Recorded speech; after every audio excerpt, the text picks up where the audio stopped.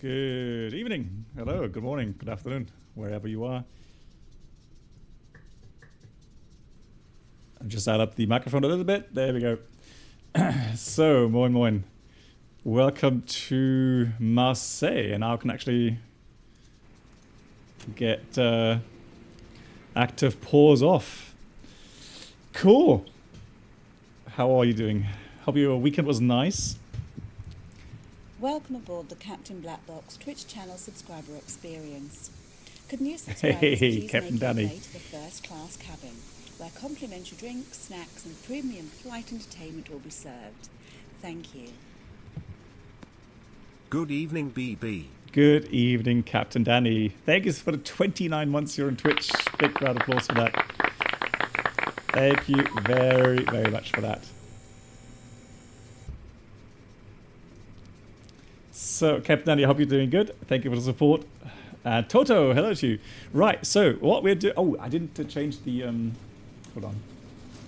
Welcome do that aboard real the quickly. Captain Black Box Twitch channel subscriber experience. Could Before new someone subscribers please make your way uses to the that first class command. cabin, where complimentary drinks, snacks and premium flight entertainment will be served. Thank you. Please use your airplane All the fuel best system from to set the rainy New desired York. fuel Hope quantity. all is well on your end. Thank you, Cactus. 683 coming in with 47 months. Good God. Yeah, greetings to New York. I hope everything's good on your side too. I hear US is also having a very, very huge heat wave. So I hope you're all keeping well and cool. Thank you so much for your support, Cactus. Actually, you know what, Cactus? Who knows? I may be in the US later this year in New York. So maybe, yeah, there's a lot of people I would love to meet from the community here. Who knows?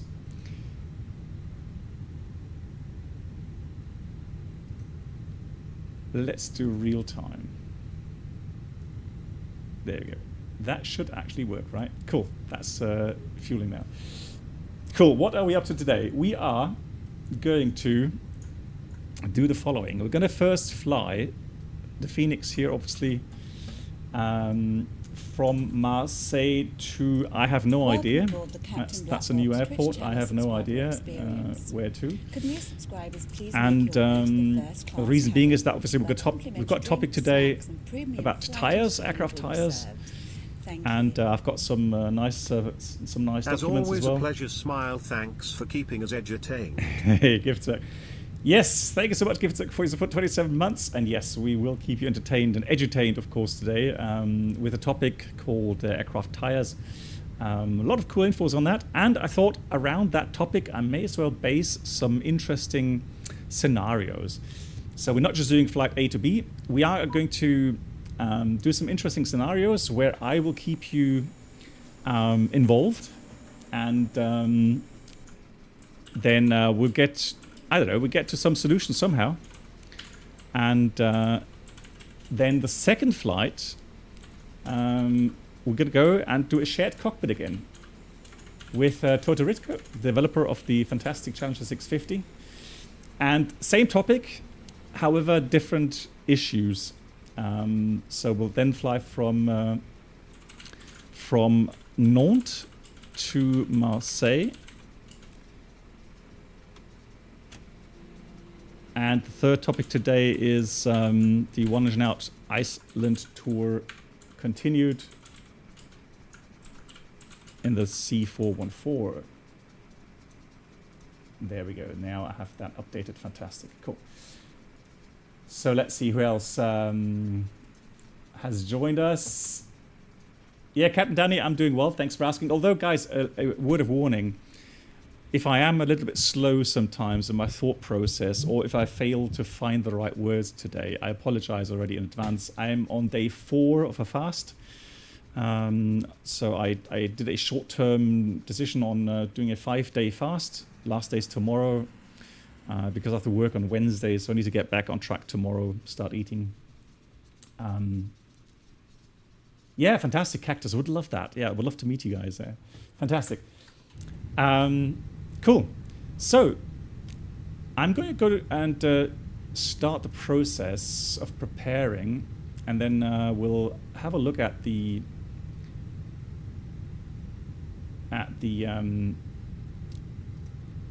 files that I've made.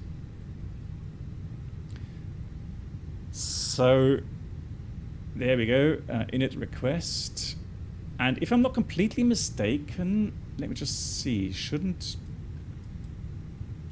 boarding start automatically? Yeah, fueling is completed. Although, let me just check something here. Let me check that we have the fuel required on board. Because we were planning to go to Paris, but I don't think we're going to get to Paris. Hey, Iowa Scotsman, how you doing? Nice to see you. So, yeah, 4.5 is a good value there. Cool. So then let's go ahead and start boarding. Boarding requested. And while that is going on, we shall have a look at the topic airplane tires. Now, airplane tires has been with me for all of my career. And its importance to make sure that you have tires that are healthy, in a sense, that are good to go to fly. And pilots have a big responsibility, not just mechanics, but also pilots have a big responsibility to make sure that the tires are airworthy. But not only that. Do you want a board crew?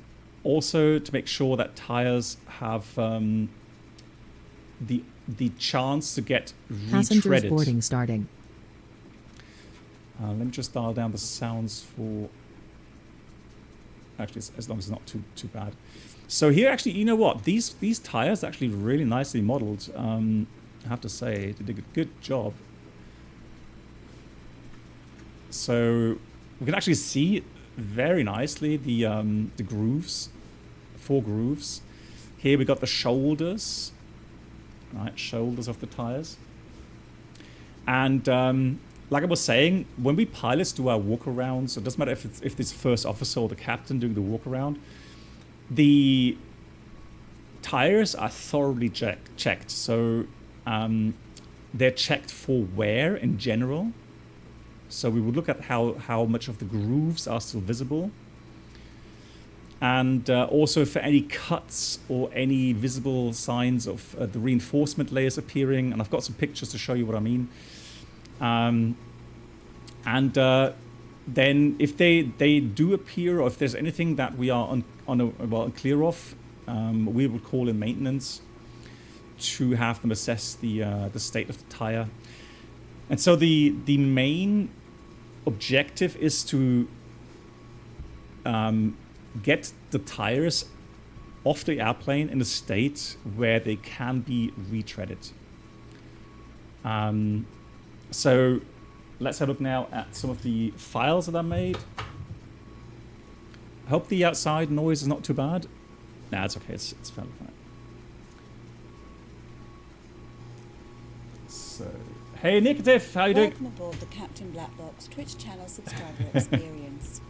Could new subscribers please make your way to the first class cabin, where complimentary drinks, snacks and premium flight entertainment will be served.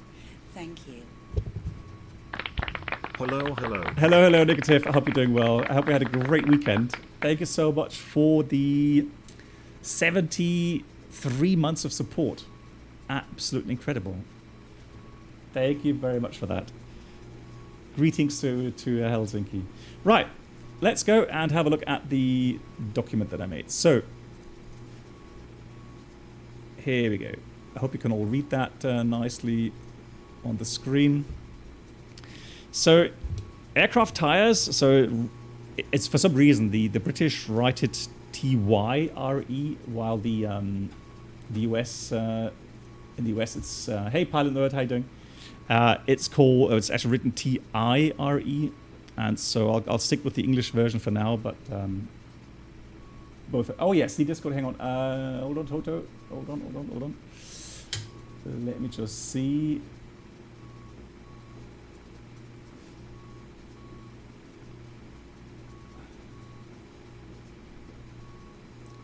Welcome aboard the Captain Black Box Twitch channel subscriber experience. Okay.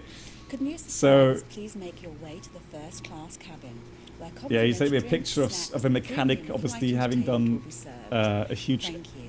tire change on the on the 787. Very nice. Been good recharging batteries firstly, so not much being on, but need those weekends too. Yeah, I know, right? I mean, definitely getting busy.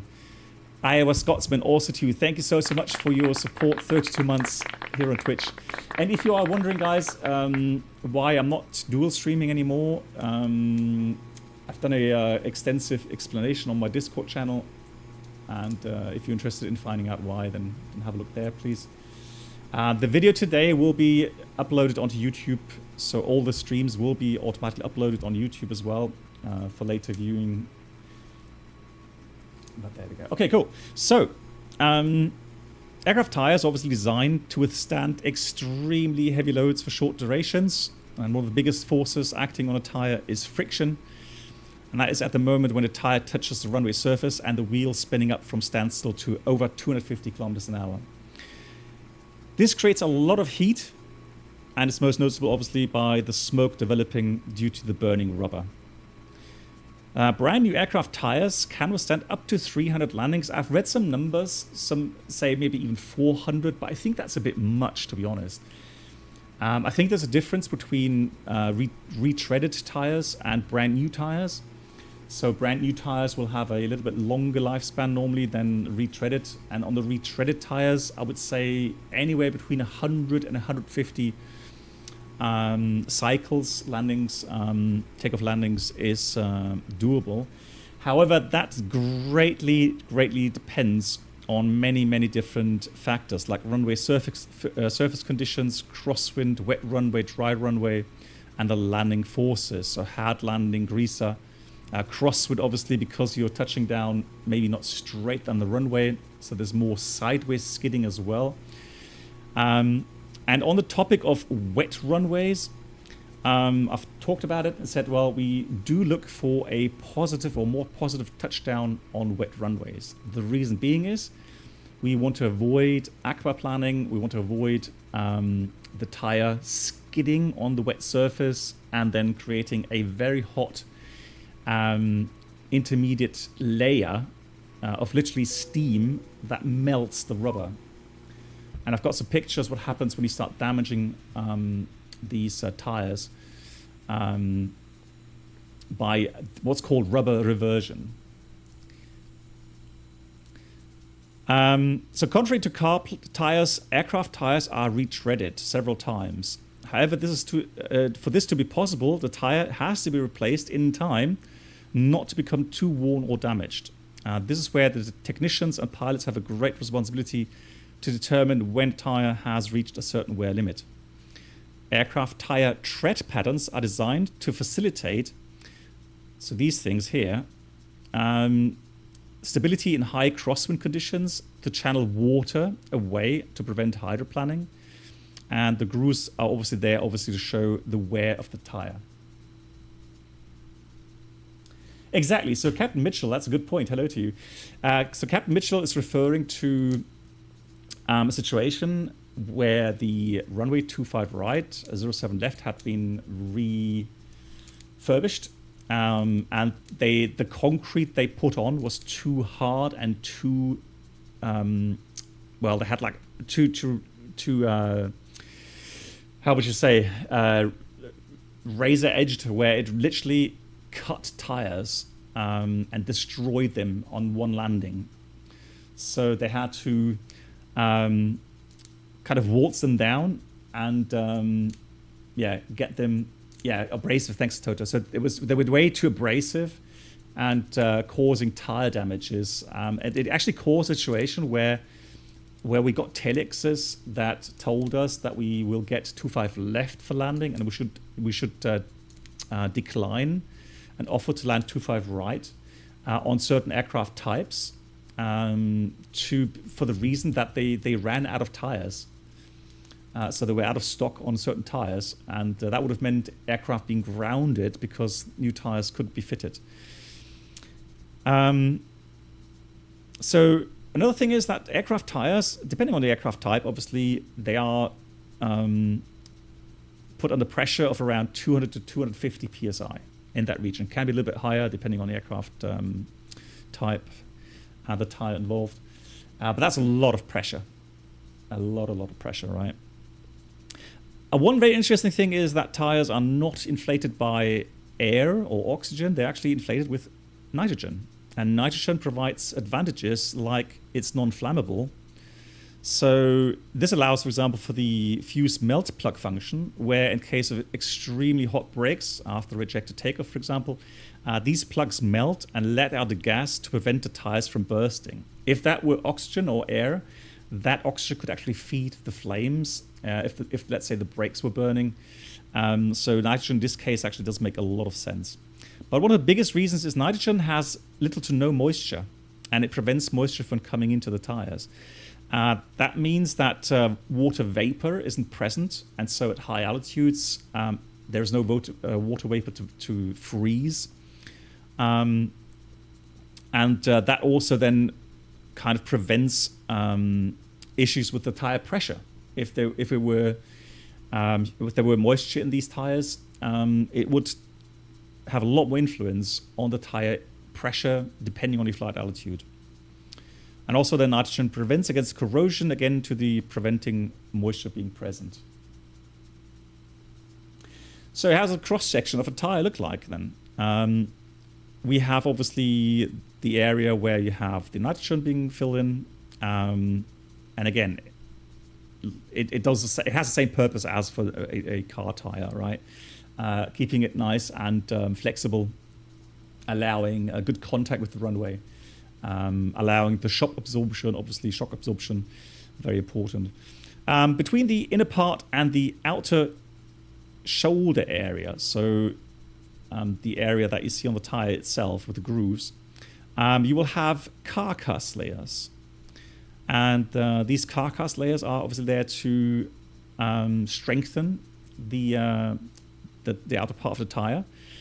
And then between the grooves and the undertread, you have the tread reinforcement. And I've done two examples. They can either be made by synthetic material or metallic fabric as well. So depending on the aircraft tire, the manufacturer, they will have different fabrics for the reinforcement layer. Seeing a reinforcement layers like this means that the tire has to be changed. There would be some very, very rare instances where a mechanic could maybe allow one more landing with this, but to be honest, whenever I've had this situation, I've had the situation like 3 weeks ago, the mechanics come up and say, no, it has to be changed. So when do tires need to be changed? So during walk-arounds, pilots will carefully check the tires to make sure there are no visible damages, cuts, layer peeling off, etc. And I'll show you some examples of what can happen. So quite honestly, I see this very regularly, cuts, and I have a little tool that I can actually check the depth of the cut. And whatever the depth of the cut isn't very much going below the depth of the groove, and there normally isn't any issues. Depending on the size of the cut, I may still get maintenance to have a second opinion on that, but usually they will say, no, it's fine, and they will make an entry in the logbook saying cut has been measured and found to be within limits. Now, these cuts often are then caused by foreign objects present on runways and taxiways, so little stones, whatever. They can obviously then cause these cuts. The other thing that happens quite frequently is chevron cuts, and you will see those. I don't know if you can see them well, but they will normally happen on grooved runways. So dry grooved runways at touchdown, the tires rotate very quickly and then damage these tires in that manner. This is the rubber reversion that I was talking about. So it's a burn on the tread, which is happening most often due to hydroplaning on a wet or frozen runway during landing, i.e. the tire doesn't make good contact with the runway surface itself. It kind of skids on the top layer of the water or the ice and doesn't spin up as fast, so it kind of skids and causes the water to kind of create steam, which is very hot and then starts to damage the tire. And if it's in a very bad, or if it's like, well, very prolonged, you can actually have blisters. So literally blisters, so pockets that come up. I've not seen that in real life yet, but I've seen pictures of that happening. So yeah, that's another thing we would look out for. Yeah, I'll get to that. Captain Mitchell, good question. I'll get to that in a second. So the worst thing that can happen, and I've had this happen once, and it's quite interesting. So it's a peeled rib. So it's literally peeled off completely, a certain piece of a rib down to the 3 reinforcement layers, or even deeper. Hey, Krishu, how you doing? Now, it says starting with a cut usually, and then it starts to delaminate the tread rib away from the tire carcass. So that can also happen. Let me see, how can I go back to... There we go. So, when do they need changing? So pilots will have a kind of a handout, and I've got one from my company with explanations of pictures and clear instructions to determine when a tire possibly needs changing and when it has reached the wear limit. And whenever in doubt, we'll call maintenance and they will check the tire. And then they will either decide that needs changing, or like I said, they may write it up for anywhere between 1 to 8 landings. 8 is the maximum that I've ever seen. The wear limit monitoring is important to have an option available to retread a tire. And this process saves a lot of money, since only the outer layer has to be redone and not the complete tire has to be built. Typically a flat spot where the groove can't be felt anymore will lead to a tire being changed in order to have it retreaded. And this is actually an example that I had 3 weeks ago. So this is from one of my aircraft that I flew. And you can see that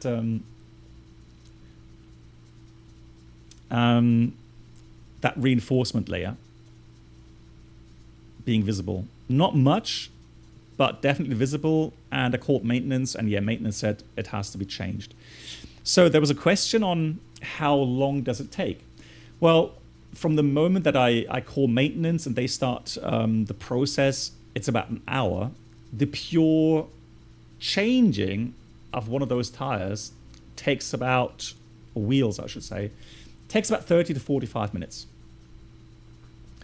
So not that long actually. And it can be done with passengers on board. So it does not affect the operation itself. I always found that really interesting, because I always thought, like, when they check up the landing gear, you know, because of the extra weight the passengers create, I would have thought, you know, the aircraft has to be empty. But no, loading can take place if there isn't too much tilt, and also, yeah, passengers can board or deboard, absolutely no problem.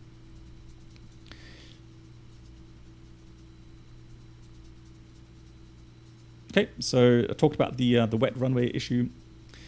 So there we go. That's the topic, or some infos on aircraft tires.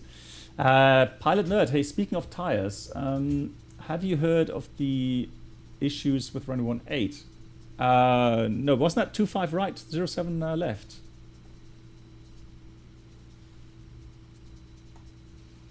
Because they have tried, yeah, they have tried, but it took several nights to get the runway condition in a state, especially in the touchdown zone, where the abrasiveness is decreased enough to, you know, stop tires getting damaged. But to be honest, it still leads to a higher wear on the tires. Yeah, Captain Mitchell, thank you. My pleasure. I enjoy that. Hey, Mark, how you doing? Nice to see you. Hope you're doing well. What's a waltz in English? Hang on, let me just find out. Waltz is a roller. Yeah, like a drum roller. So believe it or not, they used a drum roller, very heavy drum roller, to flatten the surface. And apparently, but that's just hearsay, I don't know if that's true, but apparently they broke several rollers because the surface was so hard and so abrasive. But again, I don't know, I can't confirm that. So, but that would be interesting, right? Yeah, some heat on the tarmac. Yeah, maybe that. Cool. Let's continue now quickly with the preparations. Air France 711. Now, of course, aircraft tires being the topic, we're going to fly and we're going to take off, and we're going to be having an issue with tires today. However, remember the Concorde accident? I'm sure you all remember that. Very tragic and caused by a tire exploding and shrapnel from the tire actually penetrating the lower surface of the fuel tank, causing then fuel to be ingested into the engine or into the afterburner section, and the aircraft catching completely fire, and they crashed. So a bursting tire, and that was not just the only case. There's several cases where bursting aircraft tires have damaged engines, have damaged fuel tanks, etc., etc. So that's why making sure on your outset checks you have no deep cuts, no damages, etc., etc. Also, of course, the runway itself has to be free of FOD. So objects that can cause damage, FOD, foreign object damage. Oops. 280.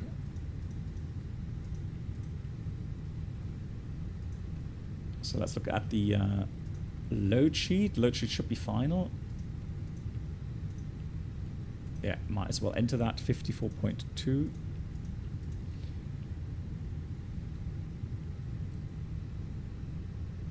Captain Mitchell, you're not the only one that's wondering about this. Like, how many times do we have runway resurfacing taking place? Lots of times, right? And but Frankfurt, for some reason, I don't know if they had to do a new try a new invention or something, or I don't know. It's weird, yeah. I will admit that as well. Cool. So that's that. We're going to start the APUs. So in the A page is filled out, in the B page filled out. We can change the alternate value 6.7 here for the alternate airport. Let me just get the wind data here. Yeah, Orly is the alternate airport. Nice, it has captured the cruise as well, very nice. And departure, so the weather is as follows. Let me get the weather here. So we are offline since we're going to have a failure. So let's go with my flight. Departing. What? I don't know what happened. So 1645 is what I wanted to have, and well, there we go. So the METAR, let's check. We have the actual one times 1630, 1600 is fine. Southerly winds, so it's going to be 13 left for departure. 30 degrees, 1015. Let's enter that here. So that does mean it's going to be the Mike Tango Lima 6 Sierra departure.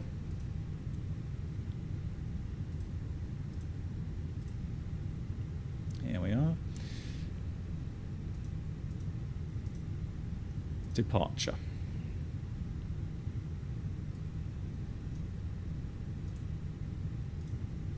So that's the one. Mike Tango Lima 60 departure. That will get us in a quick left turn, and then we'll head to Montélimar via Venta, Doliv, Sorg with all the restrictions. So let's do that in here. Departure 13 left.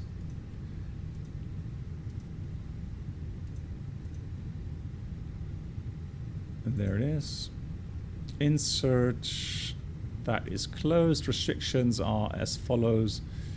We have Venta 5000 above.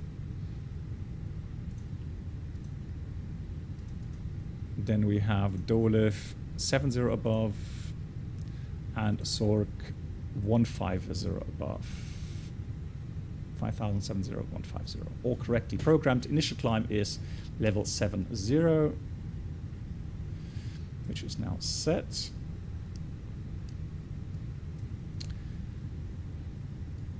And for the arrival, well, I mean, yeah, we'll enter the arrival, although I can promise you we're not going to reach...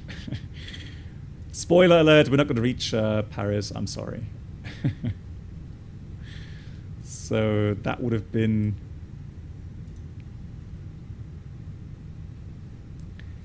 That would have been the arrival... Oops, not Orly, Charles de Gaulle, arrival, hold on, that would have been, yeah, T-9 X-ray via Tinel, there we go.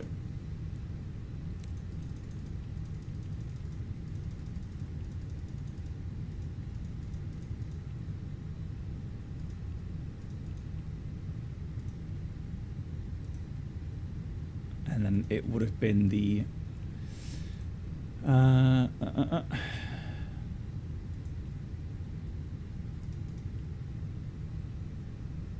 it doesn't matter. We're just going to take that. Like I said, it doesn't really matter. So we've got into A page, B page filled out, flight plan page filled out. Ignore that. That's a FENIX issue right now.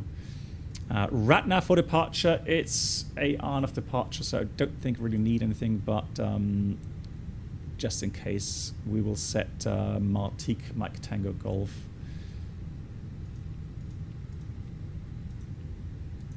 (17.3). Secondary copy active. We'll do a quick return as always.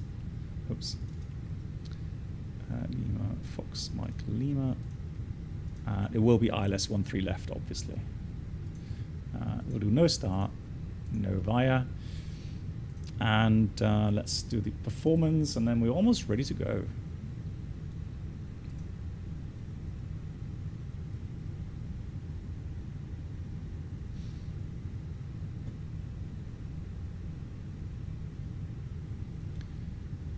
Dry. Let's sync the final load sheet. Take off at 58.5. Where's it really that low? Huh?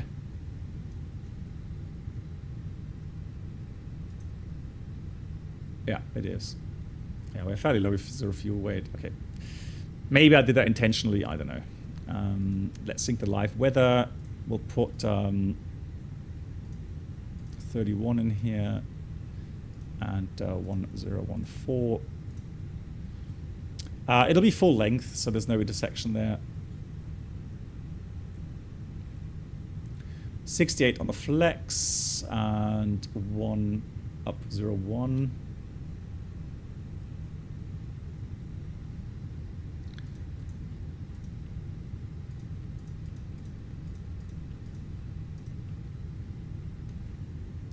Uh, 123, 135, 135.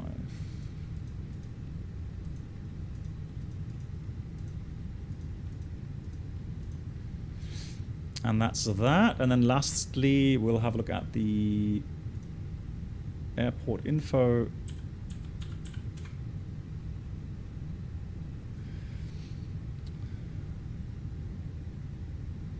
So there we go. NADP 2, 1070, 1070, and the engine out is going to be 1600. I'm going to tell you a little bit about something peculiar once we have lined up about this departure, especially with an engine failure. Because the engine failure procedure, that has changed actually. It says Mike Sierra, a right turn Callan. That has been changed. I had a similar mission, obviously not too long ago, and then I found out that yeah, they changed that procedure. I need to update the file on that. Is it really only 86 passengers? Was it on the load sheet there? Let me just check here. No. I like that. Planned 142, boarded. Yeah, so something's really off. Something's really weird. I did call it for boarding. Aircraft loaded.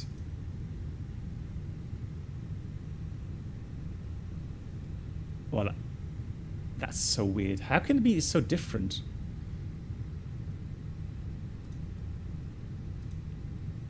So fuel is correct, 4.5. Pax cargo. Oh, look at that. Yeah, that's complete. Why on earth did it send me that load sheet? Okay, let me just resend that. Yeah, something went wrong. Maybe it sent it too early or something.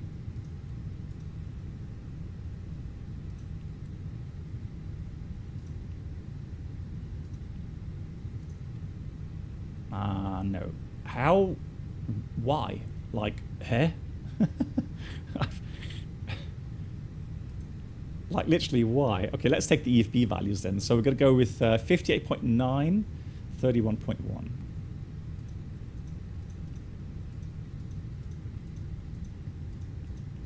Right, that changes a lot. Block fuel 4.5. The trim... Let's see. Yeah, so that's obviously wrong. So let's go again. 63.2. Let's put 63.1 in this case. 63. And the CG. Well, I just had it there, 31.1. No, actually that's 29.9 for the takeoff. It's about 30 then. All right. Welcome aboard the Captain Black Box Duo Channel experience. Could new subscribers please make their way to the first class cabin where complimentary drinks, snacks and premium flight infotainment will be served. See my Thank concentration. Lilo! Already 10 months. Wow, hope you are well. BB711 Bull. I've just landed the 320 Neo in Santorini. I did a lovely visual 33. Nice. GG's, well done. And thank you so much for the 10 months here, Lilo. Thank you. Big shout out to you as well. Streaming here on Twitch. Thank you so, so much. So now it's 68, 1 down, 03. Down 03. And then we've got one, was it 138, 140, 140? I'll check again. Hold on. So there we go. 136. So 136, 140, 140. That's it. That's all we have to do. We're not going to have engine failure, so I know that. But I have entered all the stuff in the FSI panel, so I've pre-charged the failure. So hopefully everything works well. If not, we have to do something manual. Briefing. Taxi out is fairly straightforward. So we push back.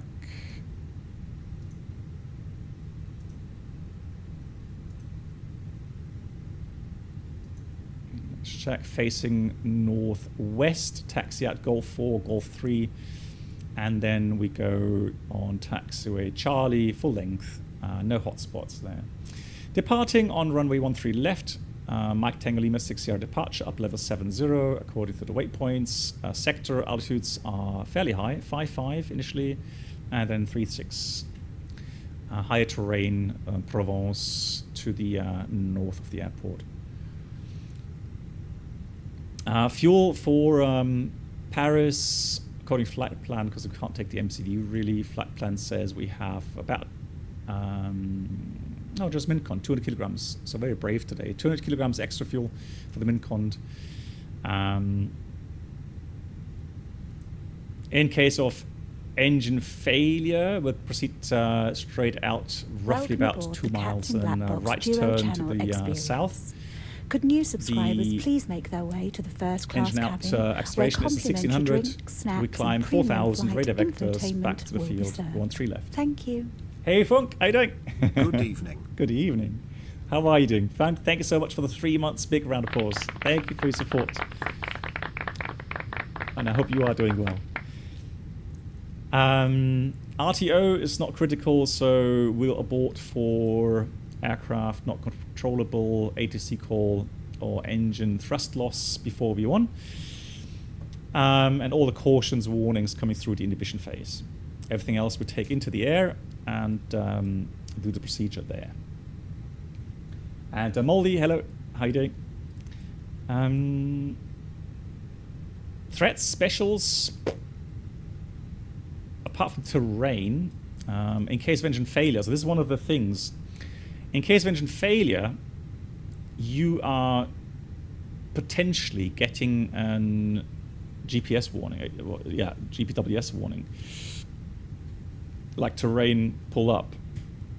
In this case, obviously, we have to be careful. You cannot do the procedure single engine, i.e. pull the stick back all the way until you are at alpha max. It doesn't work because the minimum control speed air, so where the rudder is effective to counteract the asymmetry from the single engine situation, is around about anywhere between 104 to 114 knots. So once you get below, let's say, 115 knots, you have the issue that the rudder will not be effective enough and the aircraft will then start to roll over. So that's why you have to be careful going anywhere below. I mean, V2 is 140. You can go a bit below V2 here, obviously, to get some energy trading initially. But of course, V2 is the best engine up climb speed. So it's yeah, Captain Mitchell. Well, we'll see what happens from that. Okay, cool. If there's no questions from your side, guys, we're going to read the checklist. So we'll read the cockpit preparation checklist. Gear pins, covers removed.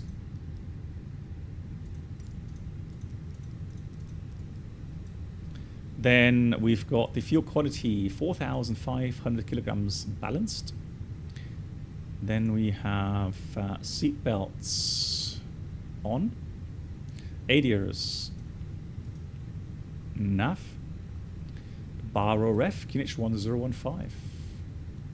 That's the cockpit preparation checklist completed. Next is the B4 start checklist. Parking brake is set. Might as well get pushback ready.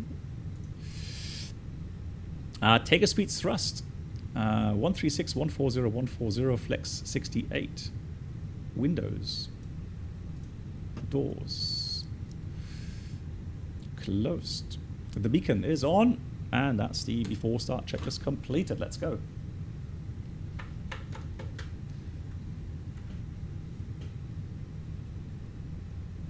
Yeah, exactly, Toto, yeah. Yeah, you gotta respect the aerodynamic limitations of your aircraft. So even a fly-by-wire aircraft, as fancy as all these systems are, it still is a piece of metal flying through the air, and the air doesn't care if you have the fanciest flight control computers. If you fly too slow, it will spit you out. Simple as that. The runway in Santorini is really tricky. It is. It's 30 meters wide only, isn't it?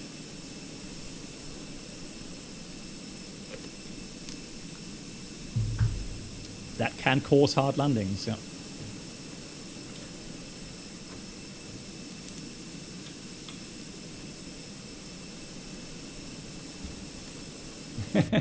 Damn it, Jim. Yeah. So Airbus, even Airbus cannot change the laws of physics and aerodynamics. Locking gear.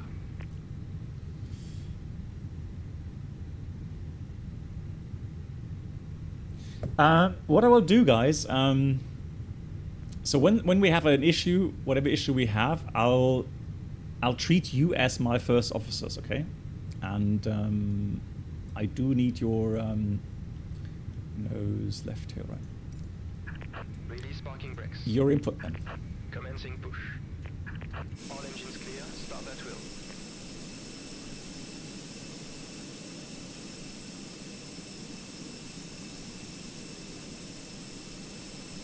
will. Off we go.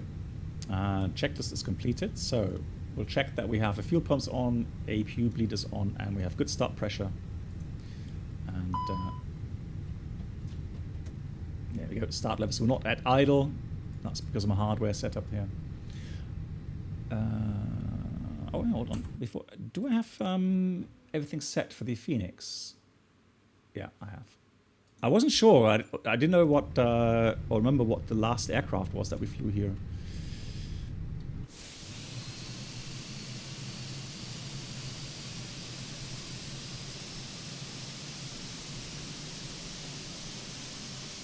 Too many cooks in the kitchen. Well, I mean, I'll make sure that we don't make a decision there where we fall out of sky, but I mean, always interested to get you involved.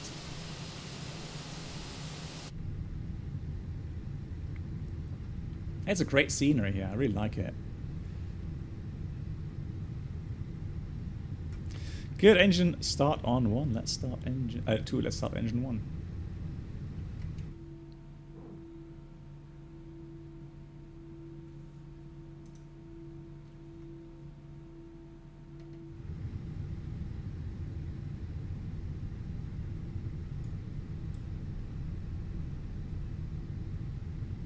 Wow, the standard pushback worked actually really great. Surprised. Look at that, right on line. Cool.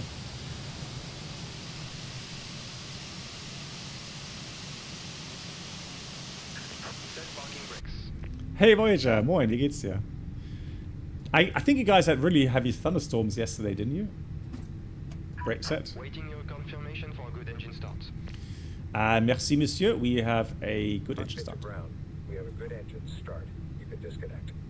And Hendrik, how are you doing? Nice to see you too. Welcome. Good.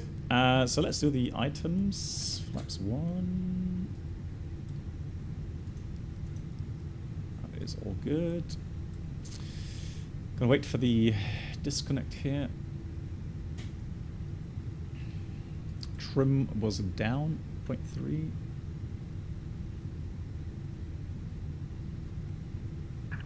Unlocking gear.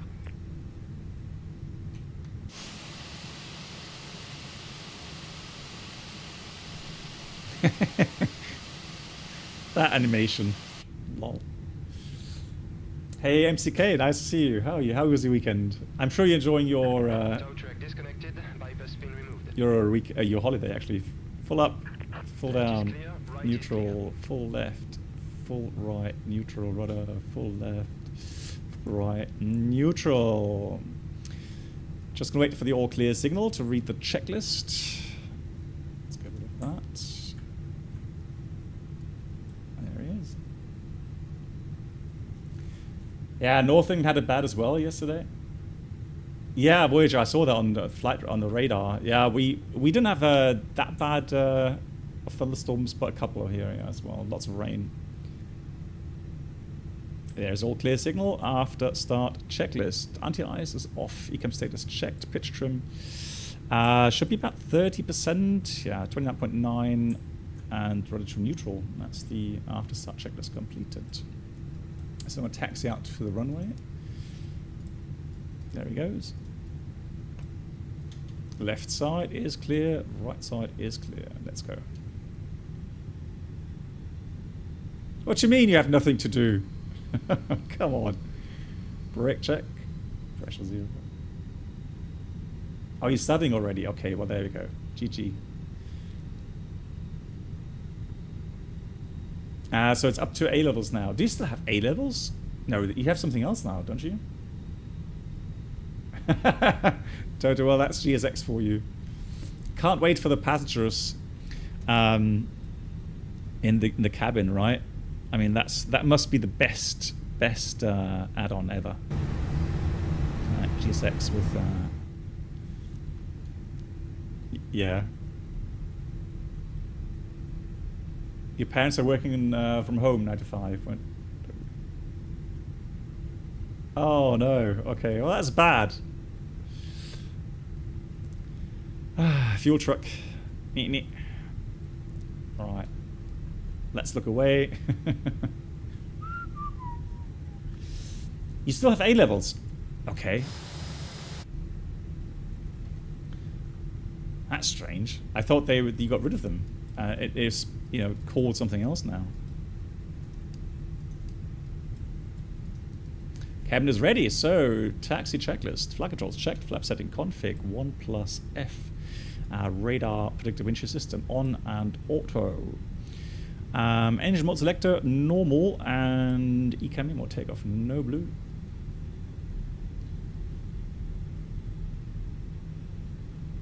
Yeah, you said what? August.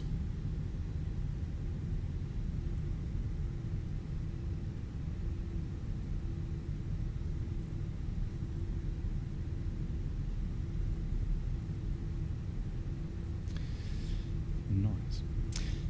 Good. Okay, guys. So let me ask you this: if you notice a tire burst at, let's say, above 80 knots, would you abort takeoff? And with noticing, I mean, you hear a bang and you feel the aircraft actually maybe even tilt a little bit to the left, and you have vibrations. So let's say 100 knots. Let's say 100 knots upwards in the high-speed regime. Would you abort the takeoff?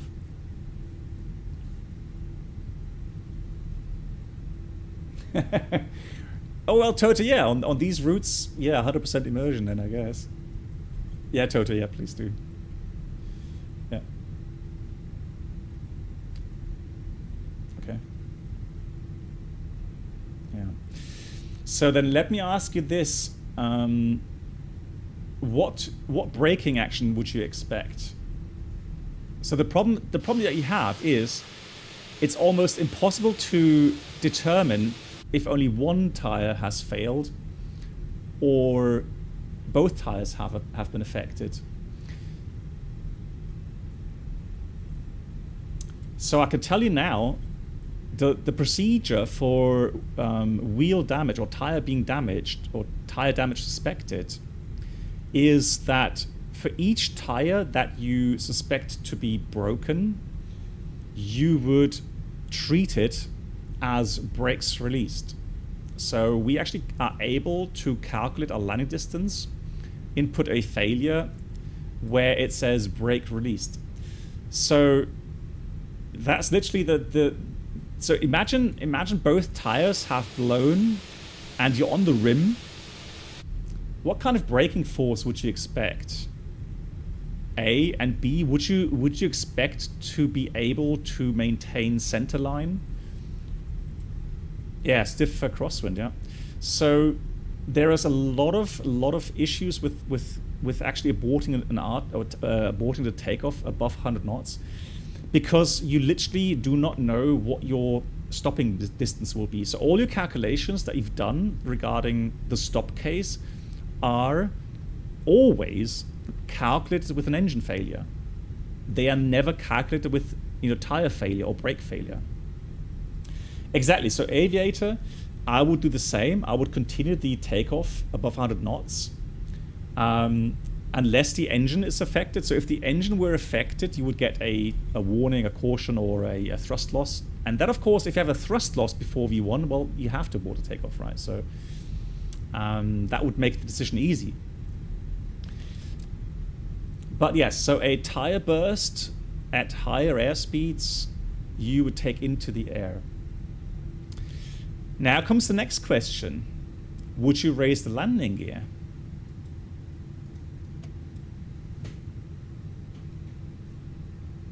Yeah, the scenery, hey, real deal, the scenery is very nice. Would you raise the landing gear?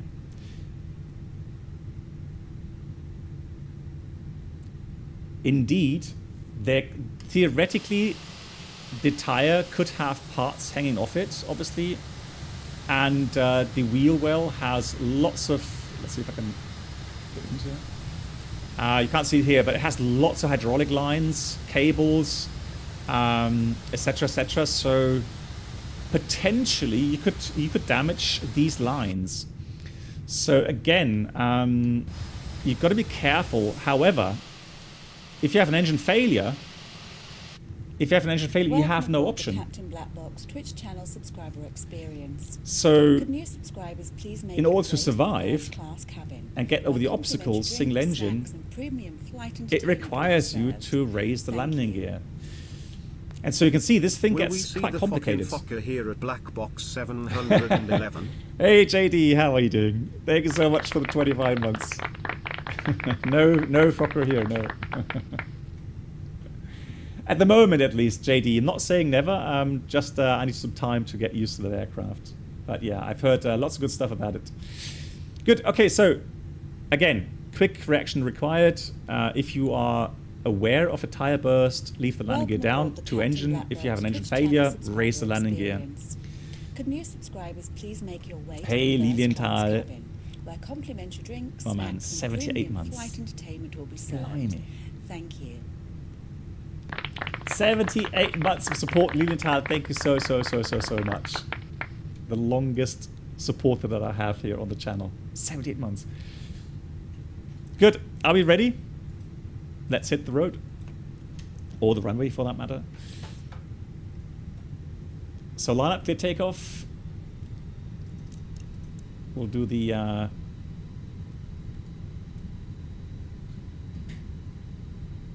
line up checklist. Not line up. Did I say line up? No, line up checklist. So takeoff runway is 13 left, full length. The TCAS, T-A-R-A, and the packs are on engines.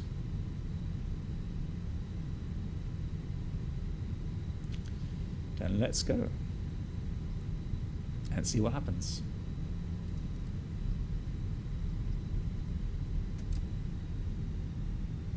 Let me just check the wind here. It's 210 at 10. So wind exactly 10 knots from the right.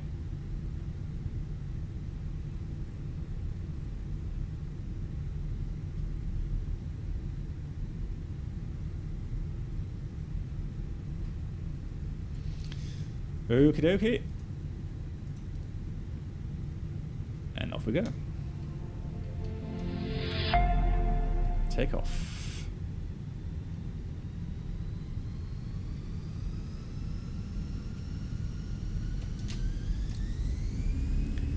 Manflex 68 SRS, runway, autothrust blue.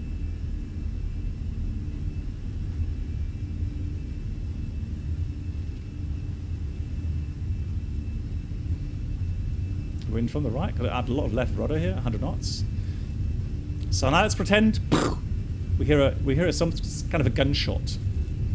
And there's a little vibration, not much though. I say go. V1 rotate.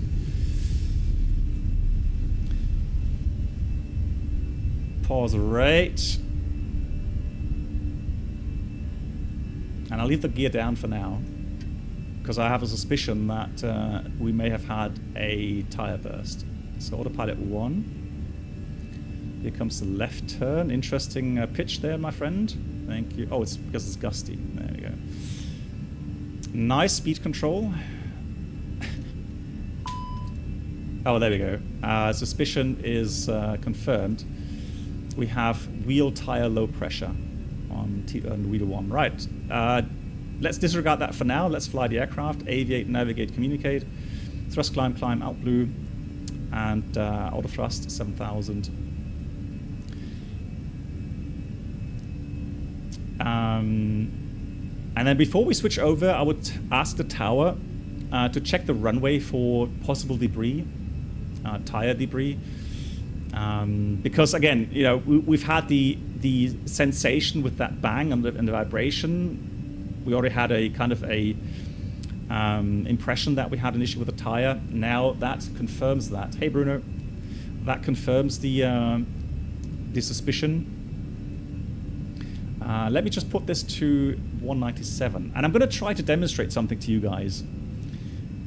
before we do anything else. So yeah, we contact tower, say, hey, could you check the runway please for debris and give us a feedback. Next question is, guys, do we continue on the departure route? Yes, no, maybe. Aviate, navigate, communicate. How high do we climb? Lots of decisions to be made.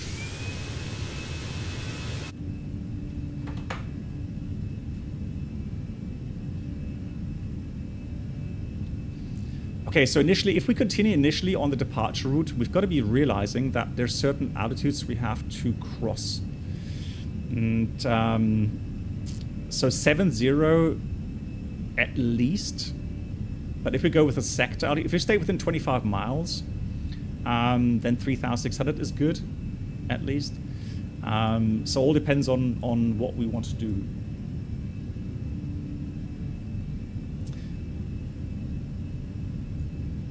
Okay, so we are stable, climbing, let's say 7-0 initially. And then we'll have a look, 7-0. Yeah. Transitions 5,000. ECAM actions. Wheel, tire, low pressure. That's confirmed by the indication there as well. So we have to assume one of the tires has burst. Normally that would be maybe 0 then in this case, but yeah, we'll assume that has burst and is now broken. Clear wheel, status normal. There's nothing else there. There's no procedure, no checklist initially. Let's set standard. Actually, let me level off at 6-0, guys, and I'll show you something. Yeah, so MCK is correct. There's a limit. You've got to be very careful with retracting the landing gear. The limit for retracting the landing gear is 220 knots. All right.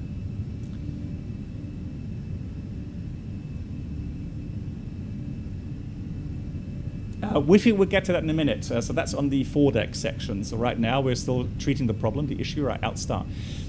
Guys, let me have a look at the fuel flow here, all right? Level flight, flaps 1, speed 195 knots. Well, if we get a stable flight path, that is. Good God, what are you doing? Can you stabilize? Thank you. So let's note down the fuel flow. That determines then our possible action with the gear down. So about, what, 4.2 tons here in the FENIX? That doesn't necessarily need to be realistic. Guys, what happens if I go flaps 2 F speed? What do you think the fuel flow will be at flaps 2 and F speed? Higher, same, or lower than the actual value right now?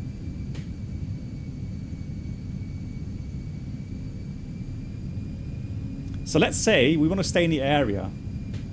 Right, we say we're going to leave the gear down, we're going to stay in the area, possible return to Marseille as a quick ahead of time foredeck. Okay, so flaps 2, speed checked, flaps 2. F speed is 140. That's stable at, fly stable at.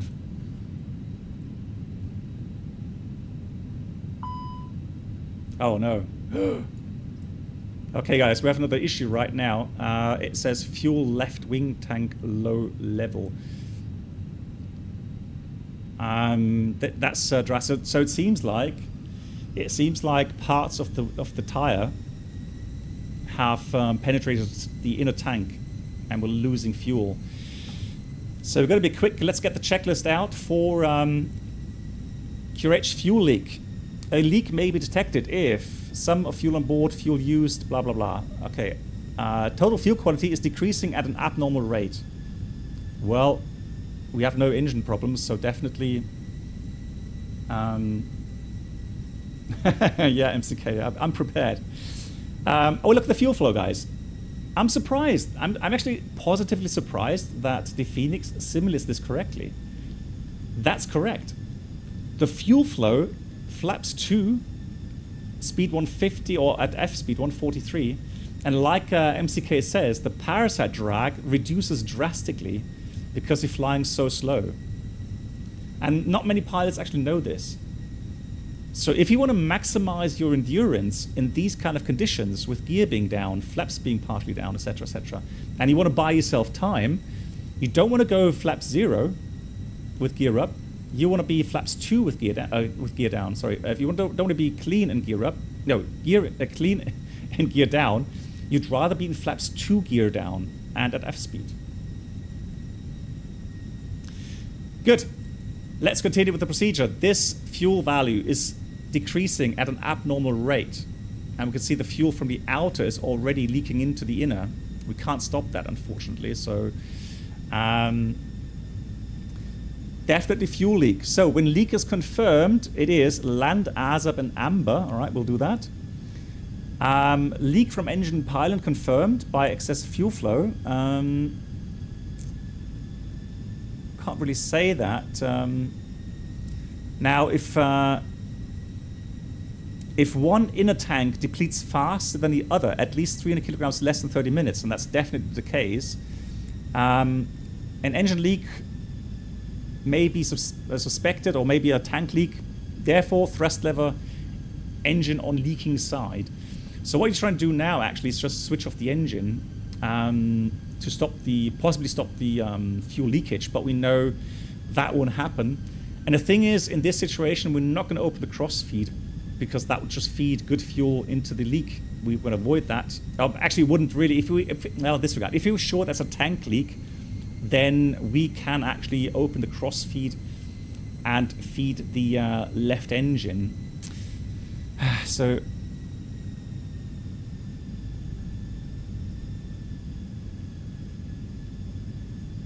Yeah, I may...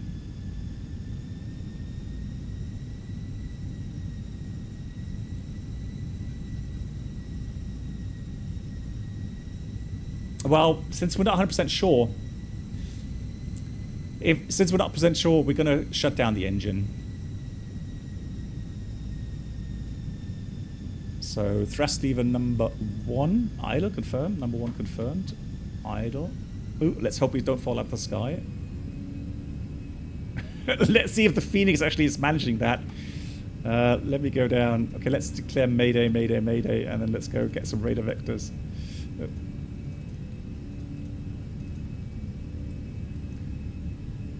So I didn't even know if we can manage that. Let's go to the west here.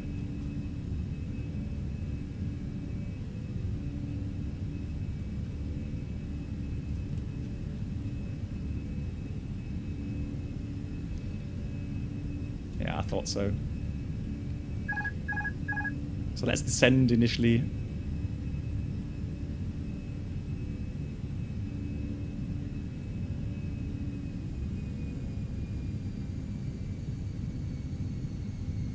There we go. Let's continue on the procedure. Although I'm not sure. I'd rather do the following, guys. I'm going to cheat a little bit because again, I know the FENIX has issued single engine. So let's reduce the weight and total weight. Otherwise, it won't manage. It will not manage that that single engine. So we've done the weights a little bit lower. Let me go config again, and that was now 51.3.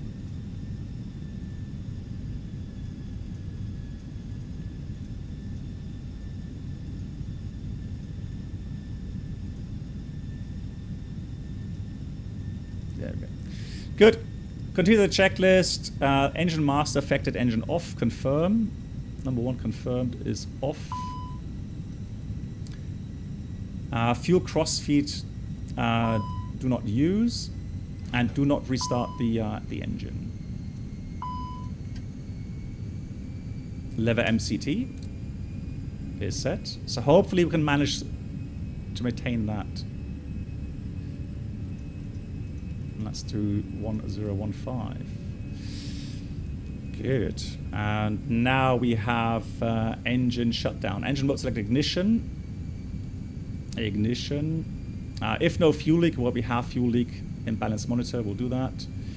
and TCAS mode selector TA. So, wheel tire low pressure is still there, so we've got a clear engine 1, no more items there, clear wheel, and then we've got left wing tank low level, fuel crossfeed on, negative, and then tank pump switches 1 and 2 off. And gravity procedure is not happening because that's empty. Avoid negative G. That was in case of gravity feeding. We don't have that. Left wing tank low level. If no fuel leak, disregard. Fuel crossfeed on, no. We have a fuel leak for sure. So clear fuel, and land as of amber. Yeah, no doubt. Air bleed, ALEC. So air bleed is left side off, right side running, clear bleed. ALEC, we have Gen 2 supplying AC1, AC2, as expected. And we have a time problem, so we've got to be staying inside 25 miles for sure. Do we start the APU, guys?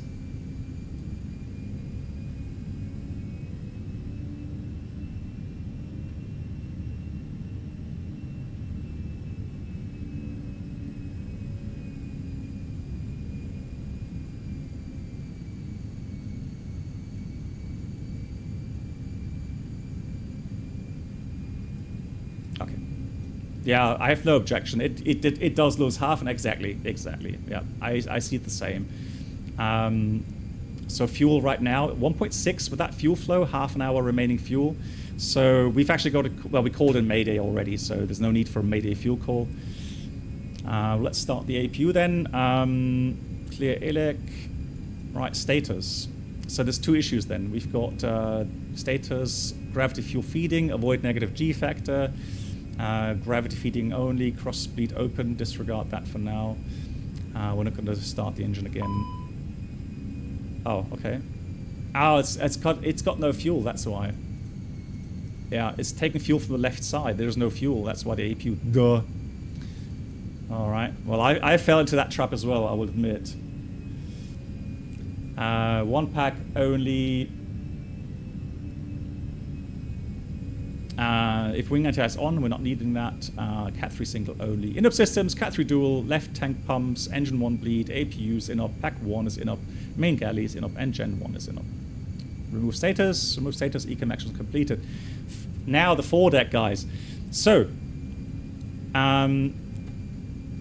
we've got to make a quick decision, right? We know the airport Marseille is near us. It has good weather to land on, so it would make absolutely no sense to go anywhere else. So quick decision here. The first suitable decision is being made.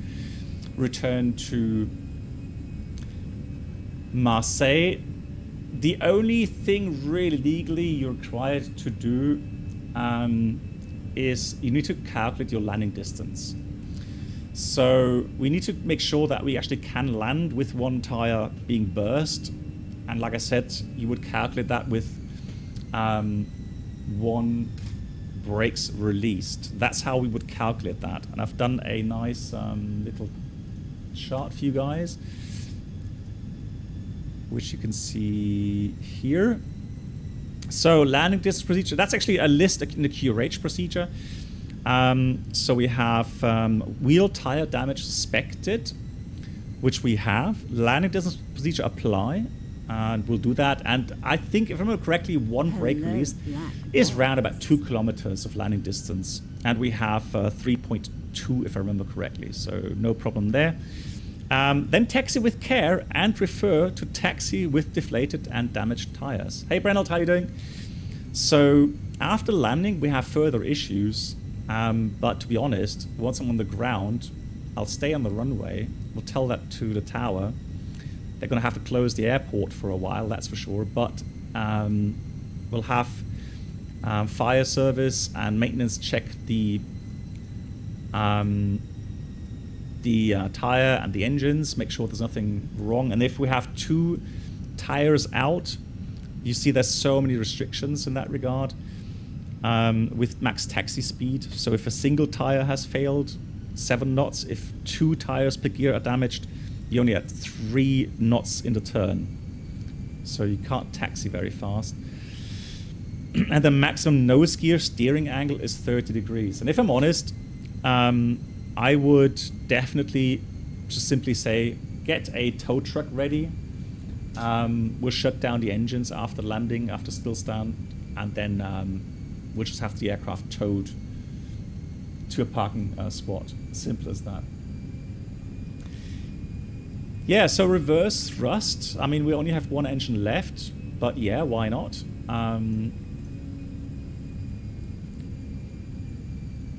Right, so we have to brake carefully. We have one engine reverse. We would calculate that, obviously, and let's say we have 2.5 kilometers required now. But still, that's plenty. And apart from that, with that issue that we have no other options. We cannot reach a runway. Well, there's a military field theoretically around the corner, but we don't know that. So, so it is as it is. The only valuable or liable option that we have is to go and land in. Let's do idle reverse in Marseille. Flap 3 actually will do. And then dry.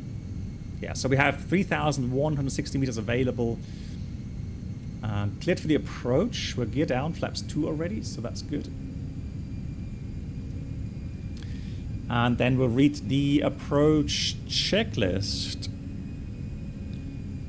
Bar ref, QNH 1015, lock start. And seatbelts on. Minimum bar 1015. Question. Yeah, let's do visual. Right, disregard minimum visual. And auto brake is off. Engine mode selector, ignition.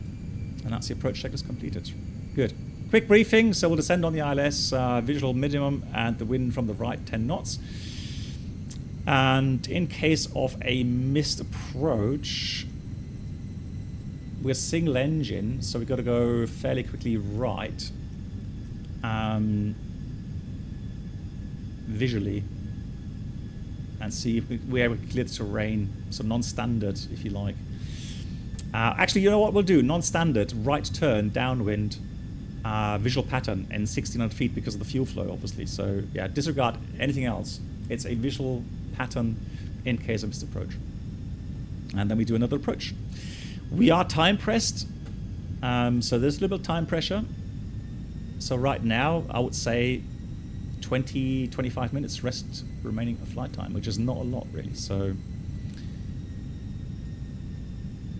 for the landing itself, touchdown, I'll go idle reverse, carefully using and applying brakes, try to keep center line.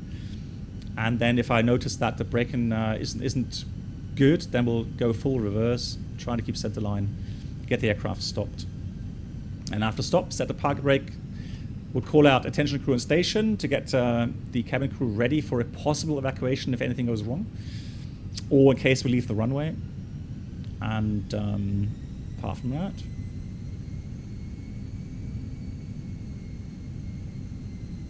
any other things, threats? Marseille, Brennald. We took off Marseille. We had an issue with the tires. So we had, first of all, a burst tire. But the burst tire created a fuel leak. So it hit one of the tanks on the left-hand side. And so the fuel has leaked out from that side. Since we're not sure 100% if it's just a tank or maybe somewhere in the engine. That's checked. Flaps coming 3. Speed check, flaps 3. We decided to switch off the engine. Now that be approach speed, well, not leave as it is. That's somehow a bit unrealistic, but there we go. Yeah, evac checklist at hand. Yeah, so MCK is a good question. The problem is in such a short time period. I would have done that in the foredeck. When we begin the foredeck, I would have handed over controls to the first officer, and I would have just called up the purser and said, you've got 10 minutes only. I need you to prepare the cabin for an emergency landing. 10 minutes, no reseating of passengers, and I want you to show them the brace position. But you would do that, again, when you start the foredeck process. Good. I'm going to set 1500 for the visual circuit. Yeah. And now what I would do, if I would determine that, because I've forgotten to tell the cabin previously, then I would, right now, I just do a quick call to the purser and tell him, hey, tell everyone that we've got this issue, we're going to stay on the runway, and yeah, you have to get prepared for a possible evacuation. So yeah, they would get some infos. For the passengers, I would say the same, or the similar thing. I would say that we had an issue on takeoff, that we had to shut an engine down. I wouldn't say anything about a fuel leak. I don't want to create panic. But I would say that we've dealt with engine failure and we are returning to Marseille, landing 10 minutes, 5 minutes, whatever. And then further infos once you're on the ground. And you would have to, I would remind the passengers again to follow the instructions given by the cabin crew, which is vital for their safety. 1,000. 1,000 check. So you can see fuel is definitely diminishing. I'm going to go with manual thrust here.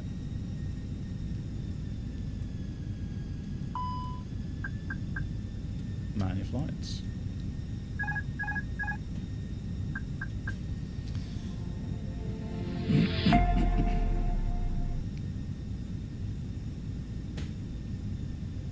Now, in case of misapproach, we will have to raise the landing gear, since we are now single engine.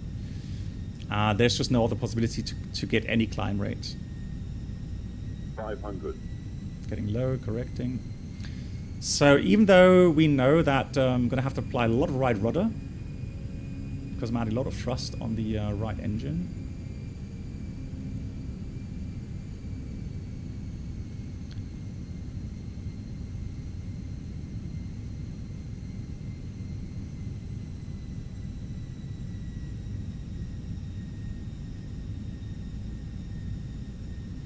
Careful speed. 100. 50. 40. 30. 20. Retard. Go on, settle down. 5. There we go. The reverser's coming. And, oh, it's pulling me to the right. Careful of the brakes, but we've got good braking action. There we go. Let me close the reversers here.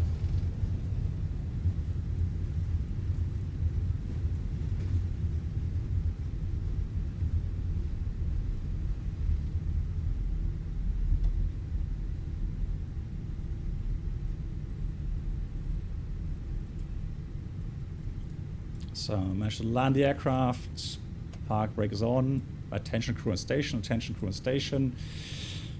So let's evaluate the situation. The fire brigade will now approach the aircraft, have it inspected, and let the disregard, Jesus, the perspective. There we go. So let's do this. So let's open the fuel valve, and I'm just going to see if I can start the APU now. We should be able to. But interesting that we actually didn't manage to start the APU because we had no fuel on the left side. So the fire brigade comes, tells us over frequency, hey, I don't see any leakages anymore. There's no fire, no smoke. Brakes are fine. Yeah, tire 1 is completely broken. And there we go. IPU starts up now. So I suggest to switch off the engines and then no,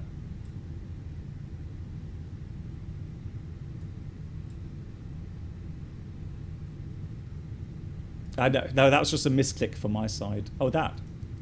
Okay. Yeah, maybe that was just a misclick because I pressed bus tire accidentally. We've got 1,280 kilograms remaining.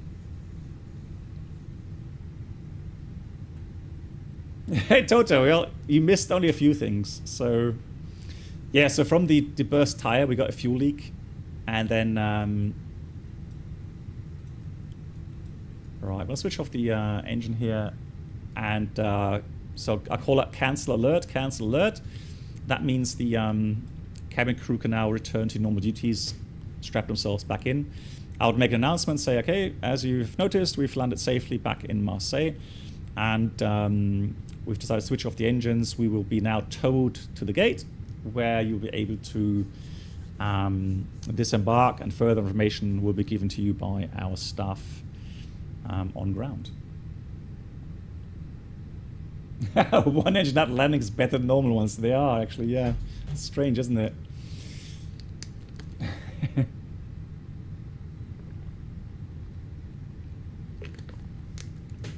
Yeah, Bernard, yeah, I'm going to start with Toto is ready. We'll start the second flight very shortly. Yeah, any questions on that? So I hope you enjoyed the little bit excursion into the world of Tyres with lots of infos. Yep, ready, fantastic, Toto. All right, give me about 10 minutes, then we'll be in the Challenger. So if there's no questions from your side, flight some of Tyres. We'll go and fly the Challenger. Oh, hang on. Oh, disregard. No, before we do that, guys, sorry. No, there's one more thing I want to demonstrate. The FSI panel comes with a new feature now, and we'll do a circling approach. Just give me a second. We reset on the runway, and this is a fantastic setting, a new feature, because we don't have panel states per se in the FENIX or another aircraft here in Max Flight Sim. And this actually gives you the option to not only make your own states or situations, you can actually share them with the community that have the FSI panel. And what I wanted to do, guys, is show you a circling approach, because that was one of the things we actually did practice in the simulator mission the other day. So let's do that.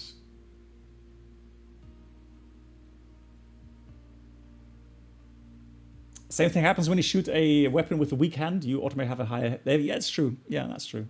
Yeah, you do concentrate more. You're more alert, yeah. That's why pilots will say the worst landings often are the ones that come in with complete smooth air, where you literally have no corrections, and then you just forget to flare at the right moment and just land the aircraft.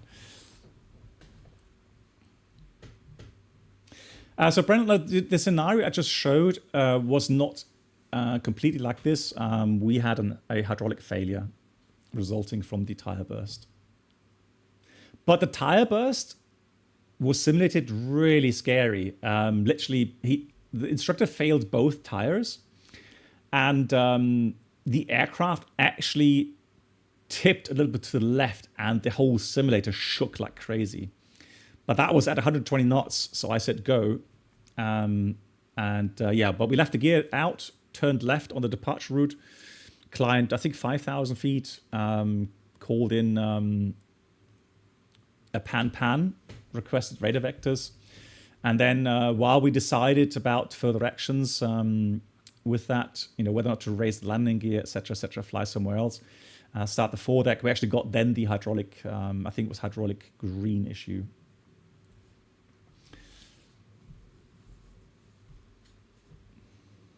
Yes. So BitKipper, that's a very good question. So in normal configuration, so when you have normal braking action active, then the anti-skid controls each wheel itself with the brakes. With the alternate brake system, there's only one anti-skid per axle, so one for each side only. Yeah, but in normal state, the anti-skid regulates each brakes on the main gear is on its own, yeah, so independently.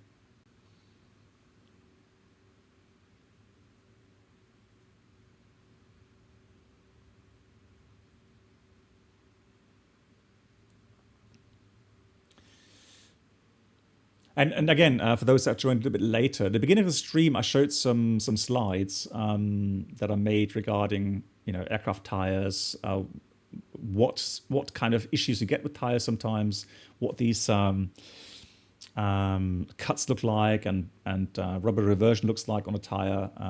When tires are normally changed, etc. Lots of infos there. Yeah, MCK. The only thing, obviously, here at the moment, when you single pilot, you're just a bit overwhelmed. You cannot do a normal crew resource management tactic where you can hand over controls to your first officer, and then you've got a lot more capacity to go after fact finding and options and risk benefit evaluation, etc., etc. So or inform the cabin crew. That's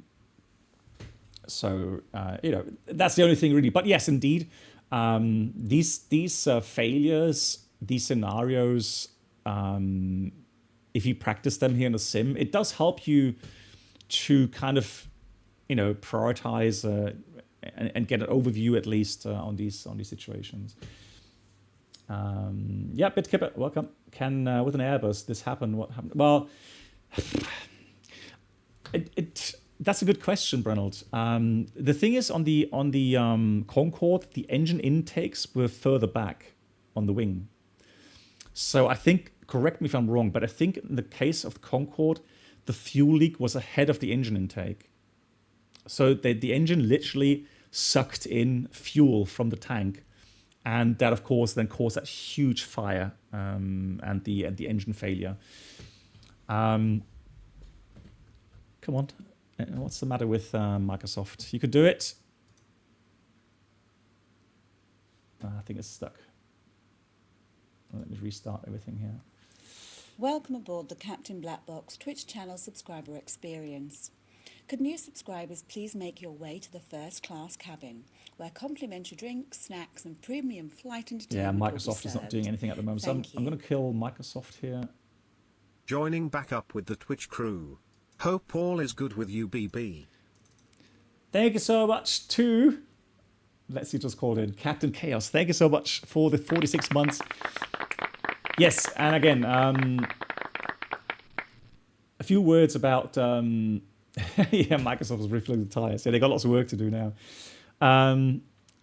So the issue with Twitch is the following. So beginning last year, I had an issue with Twitch regarding leaked data and so leaked personal data and leaked and obviously the way they treat the smaller streamers. Now, I'm not the only one who's really upset about that regarding Twitch.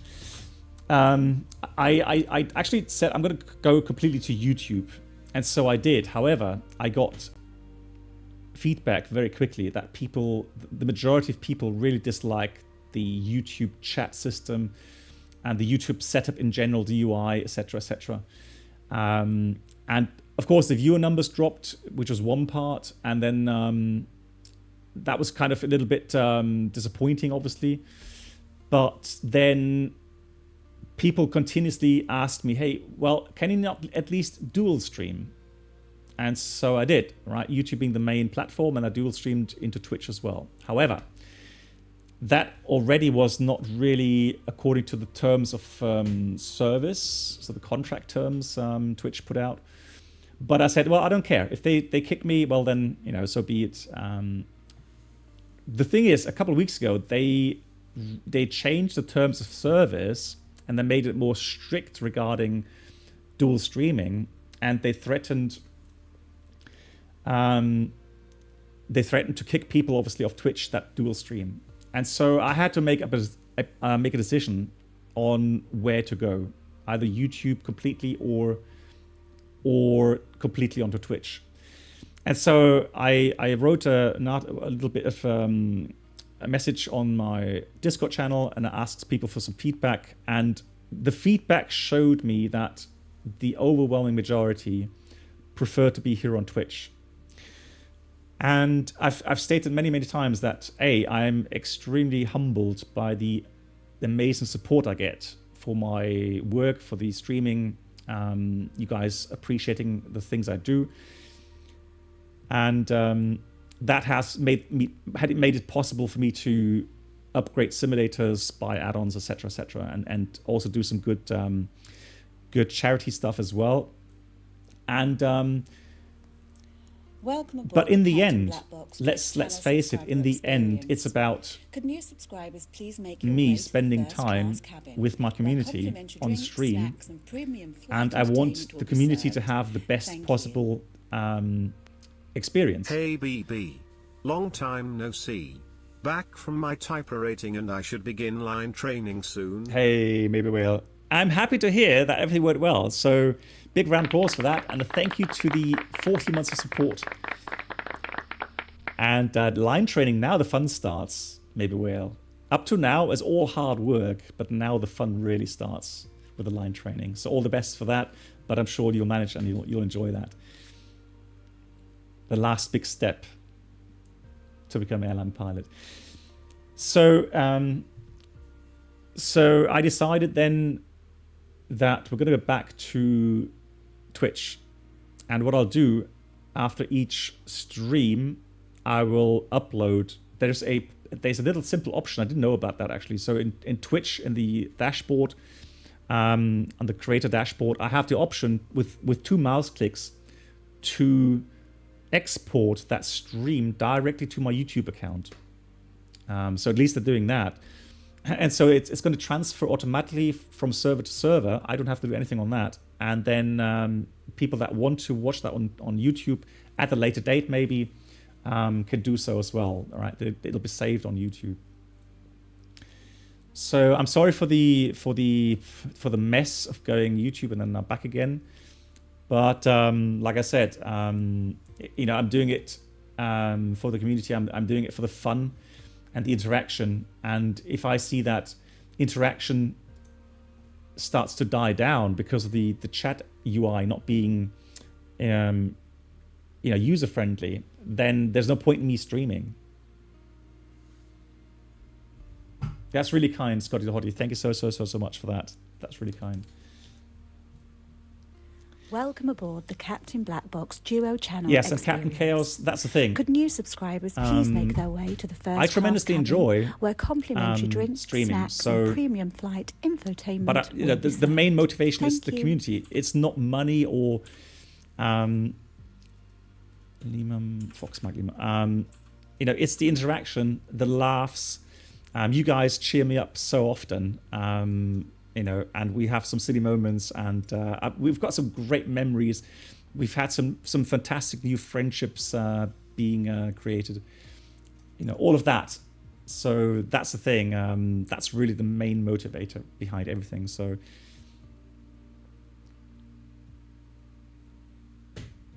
Yeah, exactly, Toto. Exactly that. You can actually upload the stream in the new, I think, is it called AV1, which has a higher quality. I'm hoping that Twitch will switch as well at some point. But indeed, yeah, YouTube would actually offer the higher video quality. Hey, Pilot Nerd, thank you so much for joining our community. Thank you for the sign of appreciation. Thank you for the tier 1 sub. Pilot Nerd, welcome. And if you're not sure yet, Pilot Nerd, we have a Discord channel. And on that Discord channel for the subscribers, we have lots of interesting infos, workshop files. Have a look there. Just you have to link your Twitch account with my Discord.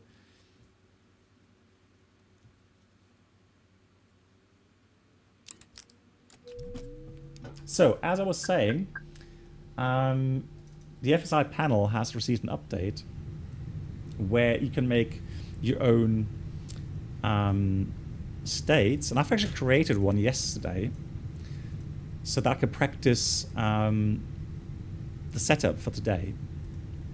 So what I'm going to do, I'm going to load my snapshot that I've created, and I'm just going to load the panel state, and let's see what happens. So it's going to set up all of the switches. It's going to configure the flaps.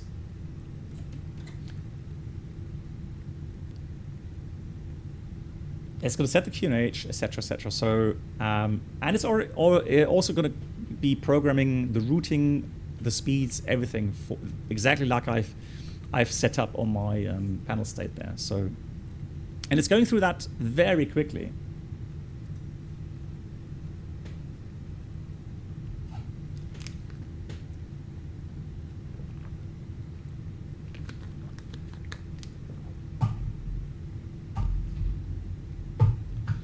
Yeah, JD, exactly. So it's in some terms it is quite frustrating not to really have the absolute free choice. But again, it's about you guys. It's about the community. It's not so much about me as a streamer per se. I know you enjoy the content, but I'm doing this because of the moments, the funny stuff, the situations that we have here. Me being able to show you things in the flight deck which I'm normally not able to show, right? And you guys being able to learn a lot more stuff about these aircraft. No, MCK, so MCK is a good question. What we do in the sim normally, either the computer will set up the scenario, and it's pretty much the same. So it actually does load the routing as well. However, if it's a repetitive program, so when we do things like RTO, engine failure, where we have several takeoffs within a short time frame, then we actually first of all program everything to the secondary flight plan, and then on each go we just simply activate the secondary flight plan. Yeah, the single engine pilot nerd. So at the moment the engine model, so the thrust model and the fuel model is incorrect. Yeah, so if you have like normal weights, let's say 62 tons takeoff weight, and you get an engine failure, you're gonna fall out of the sky. So they need to fix that, and they're in the process of doing that. So now that the overlay has disappeared, it's finished. So all I need to do now is check that I've done everything, and there we go. So what we're gonna do, we're gonna do the following. We're gonna go and we're gonna depart. And we're going to fly a quick pattern ILS with a circle to land on runway 31 right. So ILS 31 left, and then a circle to land. And that was an exercise we did. And it's actually... Seasonal greetings and thanks for the gifted sub. Oh my god. Captain Chaos! Oh, you were too kind. Thank you for the 5 gifted subs. Captain Chaos, thank you very, very much for that kindness. Gifting 5 subs. MCK, Der Alte, Franz, Max K1000, and Captain Pelican. Please say a huge thank you for that gifted sub. Thank you very much, Captain Chaos. Big smile on my face. Thank you so much. So I was just saying, we're going to fly the ILS 13 left and then circle to land 13 right, shall we?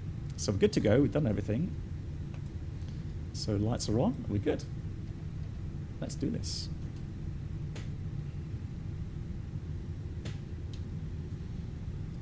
But then hang on.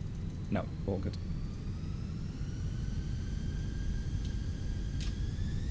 Manflex 50 SOS runway auto thrust is blue.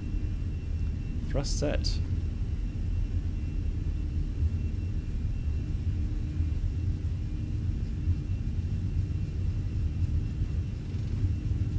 $100 knots.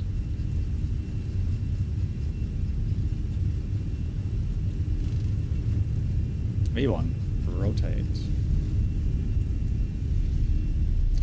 Positive right, gear up. Runway track. Interesting. Didn't enter the weights. Should have entered the weights. Yeah, it has. Okay, now it's got nav. Okay, disregard. Don't know why it's not really programming the turn correctly, but there we go. Right, autopilot 1. I'm gonna go downwind heading already. So we've got thrust climb, open climb, heading. Let's go 315,000. And out blue 5,000. Let's go 4,000 only. We'll get the charts out. We'll get the ILS chart out, and I'll show you the circling. Now, why do we practice circlings? The thing is, and I became a captain in 2007. It's a long time ago. And during my captain's training, I had to do a real life circling. And that was done at 600 feet height. And I had to fly that in Katowice. And I actually had 30 knots crosswind. And it literally scared the hell out of me. Never ever was I so tense, and never ever have I sweated that much during an approach. No joke. I was so task saturated, trying to control the aircraft, make sure that I have all the correct procedures down and all the corrections done correctly. And I actually nailed it. And I will never forget that. I actually nailed it where I was final turn, wings level, 2 red, 2 white on center line with a correct wind correction angle, and I greased it. And the instructor was actually, he was like clapping on my shoulder as we taxied in. And I was like, what an amazing approach, you know. And I was like, you've got to be kidding me. That's the first and the last time I will ever do a circling approach. So it is intense. It really, really is intense.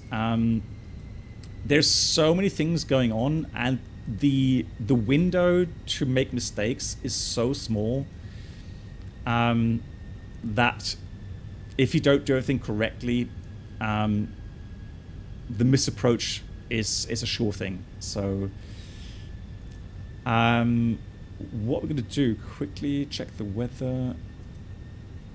We're in live weather. Let's go METAR here, currently 210 at 9, so that should be alright. I'm going to have a bit of tailwind on final, but that should be okay. The minimum for the circling, I'll show you that as well here. So the thing is this, procedures have changed, and for our company, I can only quote my company. So for me, I would only be allowed to fly a circling approach, so the standard circling approach, what I'm going to show you, when there's no other approach available. So all of the possible approaches that you have in your chart booklet, if there's none available for whatever reason, only then, yeah, Toto, thank you, Toto, then only then will I be able to fly a circling approach. And most of our airports that have a circling approach, or just one approach procedure on one runway, so whenever there's a circling likely, you will actually see what we call a company overlay circling procedure. So a procedure where the track and the vertical path is actually programmed into the approach page, and that way you can actually fly this in final approach mode. Yeah, so for example, Madeira, Salzburg, lots of airports have company circling procedures now. And that's what we'll fly normally. So the chance of actually flying a standard circling approach is extremely remote. Here comes flaps 1, speed check, flaps 1. And so that's why we do practice these circling approaches from time to time. That's a 2-3. So what we're going to do, we have a look at the circle to land. It says prohibited north, so we have to circle south. And the minimum for Charlie is 1360. So that's what I'm going to do. 1360 as the minimum. For preparations, what I'll also do, as always, on the secondary page, copy active. However, I'm going to put the runway 31 right in here. Just the runway, not the approach. right? No start, no via.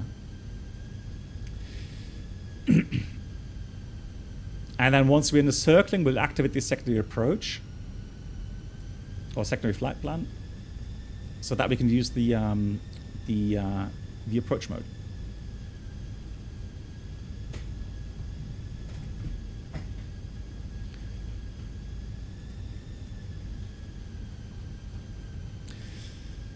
Lock start. If you want to know how to fly the circling approach, I think I published a chart on my website. Let me see if I can find it. Documents. Here comes flaps 2. Speed check flaps 2. Procedures. Approach. Circling approach.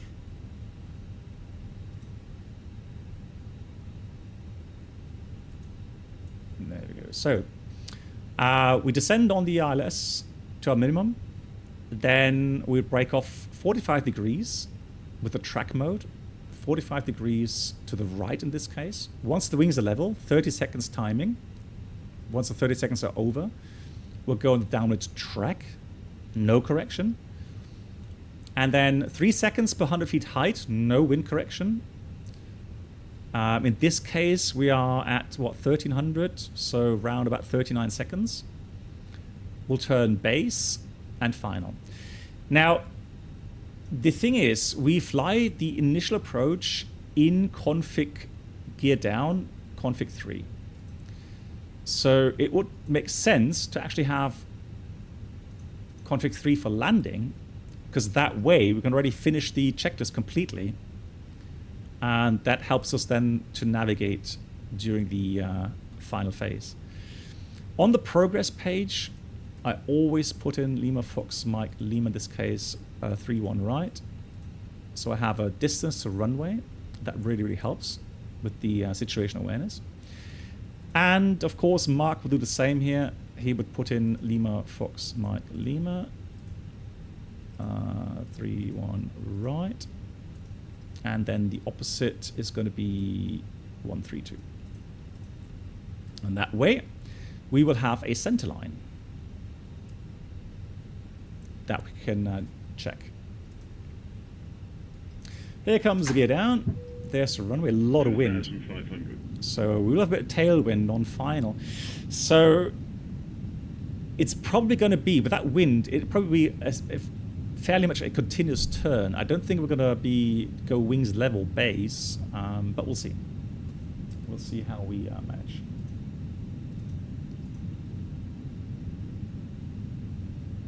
JD. Yeah, we wish, right? So flaps 3, final setting, speed check, flaps 3. We've done everything. Reset the timer, very important. We need that for timing in a minute. So that's good. And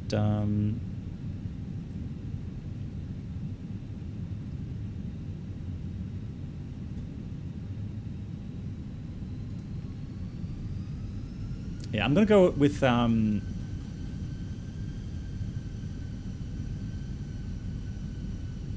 I am going to go with lock and then flight path angle already. So 3-degree profile here. So that doesn't level off, and we can fly this with the autopilot on. The autopilot will remain on until we turn base, or at least if we go base, then we'll do that. Out star. Let's go flight path angle 0. Although here's out star.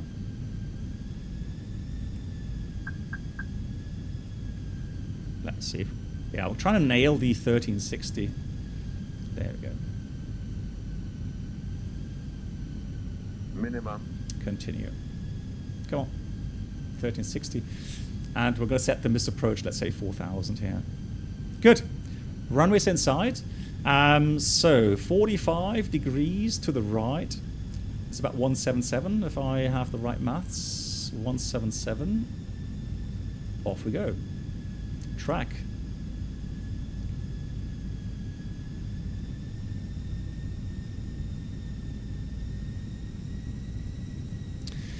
The problem here with this procedure, we're fairly high up. Now, even though we have the outbound timing, we're going to have to start descending fairly soon on the base.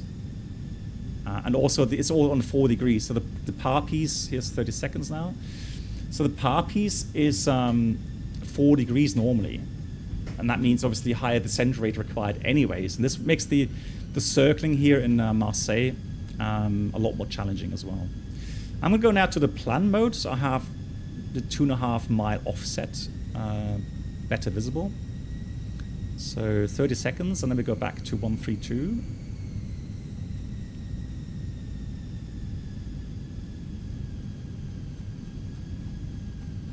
And again, track 132 means the aircraft will automatically set the wind correction angle. If the wind is from the right. Has the wind shifted? Are you joking? Oh no, it's a wrong display there. There we go. So,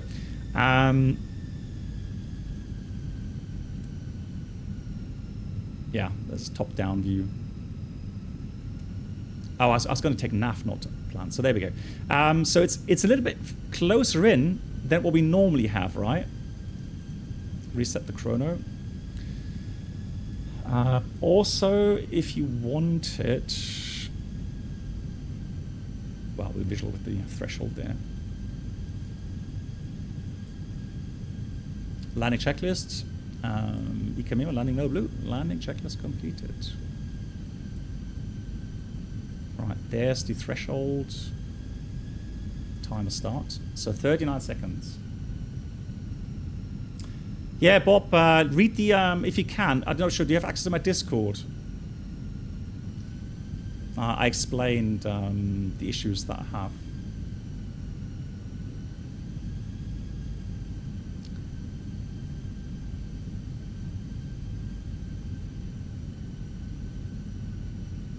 So full concentration now.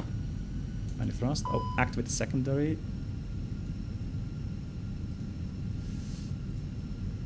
There we go. Speed is now managed still. And 39 seconds. Return.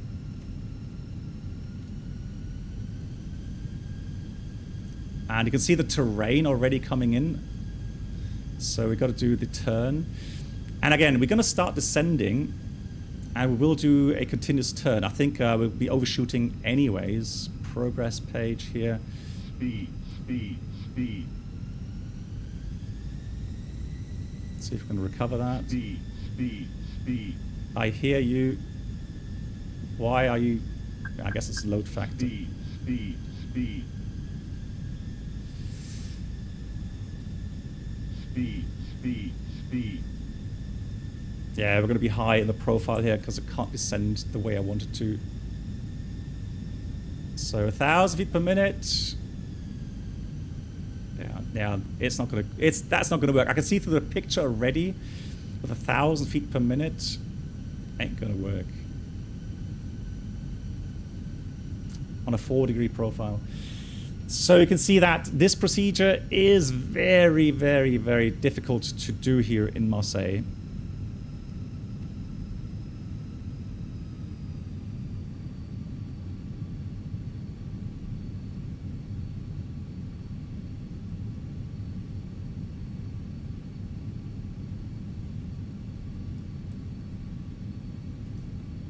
Oh, you're right, it did.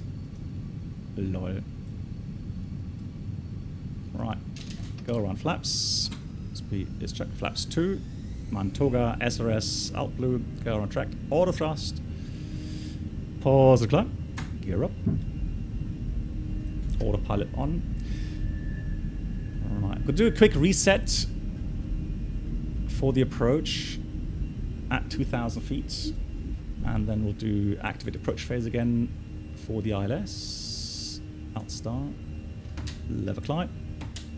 We've got speed, out start, auto thrust.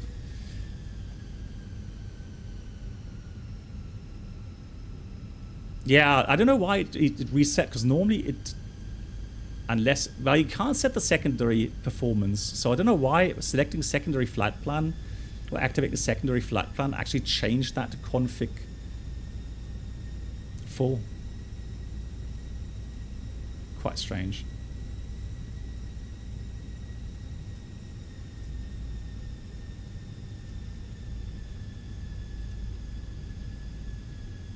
So let's try that again. Copy. No, that's still there. That's fine. But that's good to know. So it's good to know that actually we have to quickly put config 3 here again, so we have to correct the approach speed. Yeah, and the real aircraft, you have a secondary performance page where you can already set everything in for the secondary flight plan for the performance. So I'll stay in flaps 2 as well.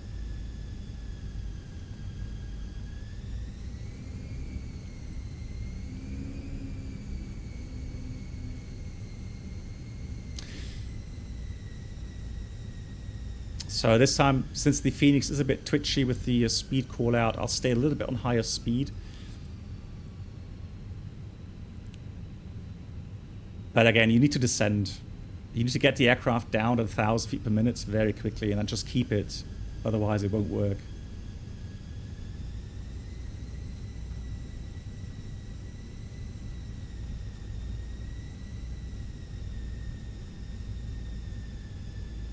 Yeah, Toto, right.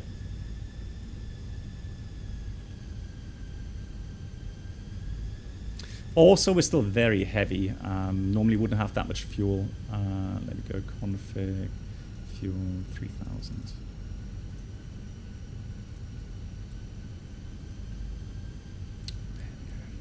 Alrighty.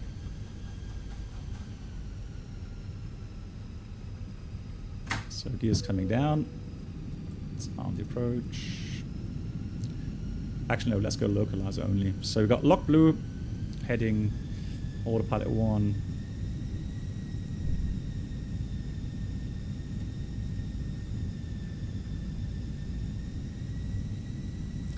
But you can actually see how difficult the approach itself is. And again, you have so little room and margin for error. Lock star.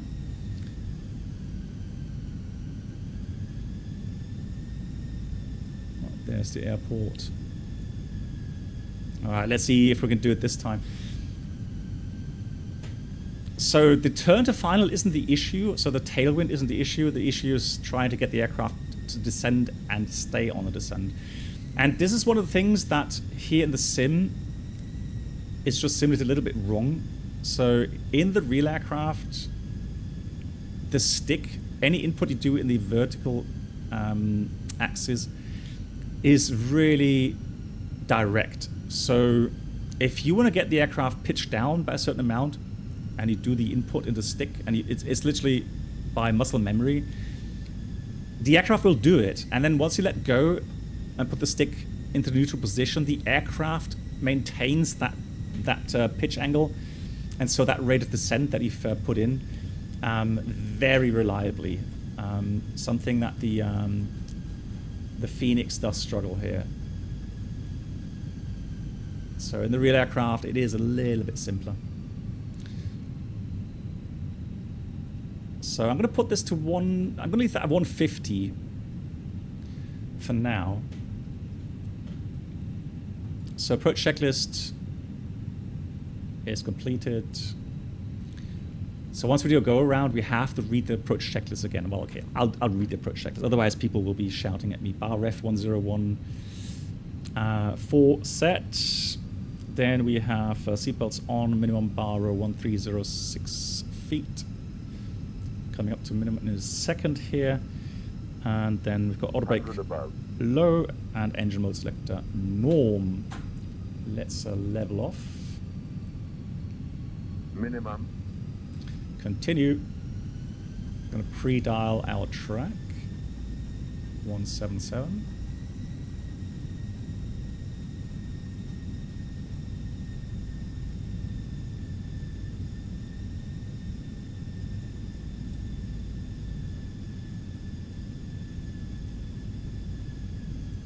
And off we go. Timer is reset. Secondary copy. Oh, actually, activate secondary now. Performance page config 3. You see, we learn. Well, that's the important thing.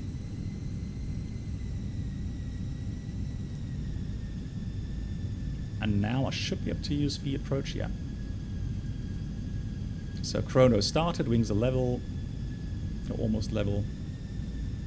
30 seconds outbound.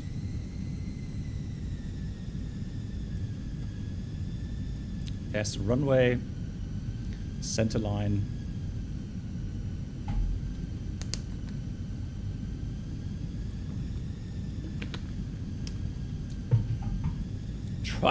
Try any fly-by-wire? I don't think so, no. I don't think so. Hey, S-Fighter. Nice to see you. Yeah. Doing a circling approach here in Marseille. That was one of the exercises we had to do in the sim, the check flight. Oh, reading chat, being distracted. Tis. Right, I'm going to correct a little bit to the left. So, timer reset.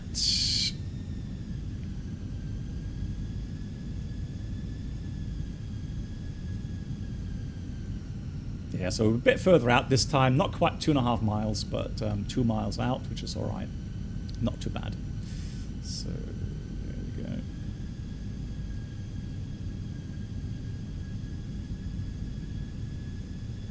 Almost a beam. And a beam. So, progress page, again, 2 miles. This is the threshold. Thrust.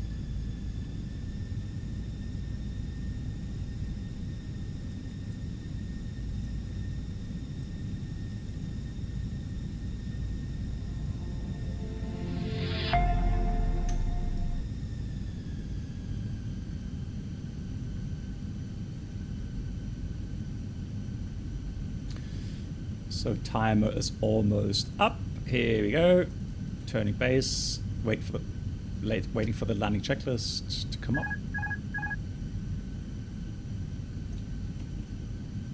And we'll start our descent. So 3 miles, 1,000 foot above the airport. Come on, descend. 1,000. Yep, check. Oh. Speed. Yeah, that's a tailwind. That's so unrealistic, tailwind kicking in. But disregard then. All right, we cut that. So 2.5 miles. Come on. Oof, the speed. Blimey.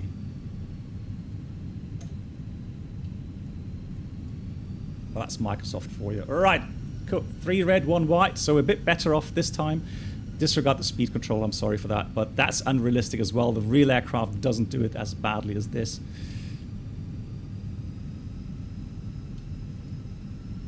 You can see the speed trend here. Blimey. All right, a little bit low here. Let's correct that.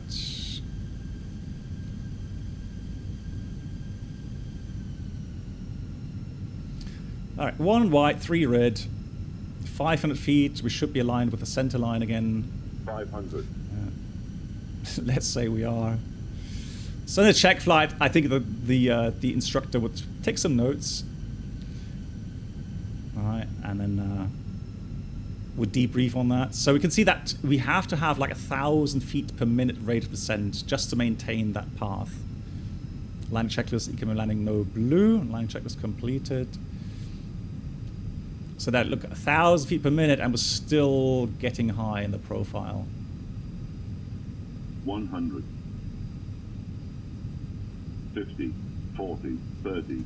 20. Retard. 5. There we go. Not too shabby.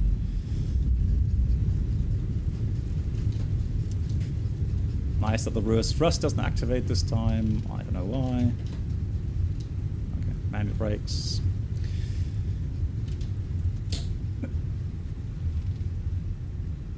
Thank you. Right. Yeah, but I think the landing rate counter is a bit off anyways. But anyway, that's the circling approach, guys. So apart from the Microsoft thing with the wind. Yeah, right. What do you mean? Yeah, theoretically. So in theory, that's how you fly the circling approach. And it's done very rarely, so cool. And now again, if you want to let's say you're not happy with something and you want to do the flight again, just simply load in again at the threshold, and then load your snapshot shot again, and then you can just simply let the FSI panel set your aircraft up. You don't have to reprogram the MCDU yourself. The FSI panel will do that, and you can take snapshots engines off, and you can take snapshots engines running on the runway, for example, or at the holding point. So very nice. Guys, that's it for the FENIX flight. Stay tuned, because actually we're going to have a more interesting flight now, in my opinion, because we are going to go and fly the Challenger 650 in a shared cockpit with Totoritko. And topic still, Tyres. And the cool thing is that the Challenger and X-Plane 12 actually simulates the tire issue a lot more realistic. So we'll see how that goes. But of course, the tire issue probably won't be the only thing happening. I will stop the stream for about 5 minutes, and then we'll come back so that we have a clear cut between the streams and the uploads aren't that long. Yeah, I'll be back in about 5 minutes.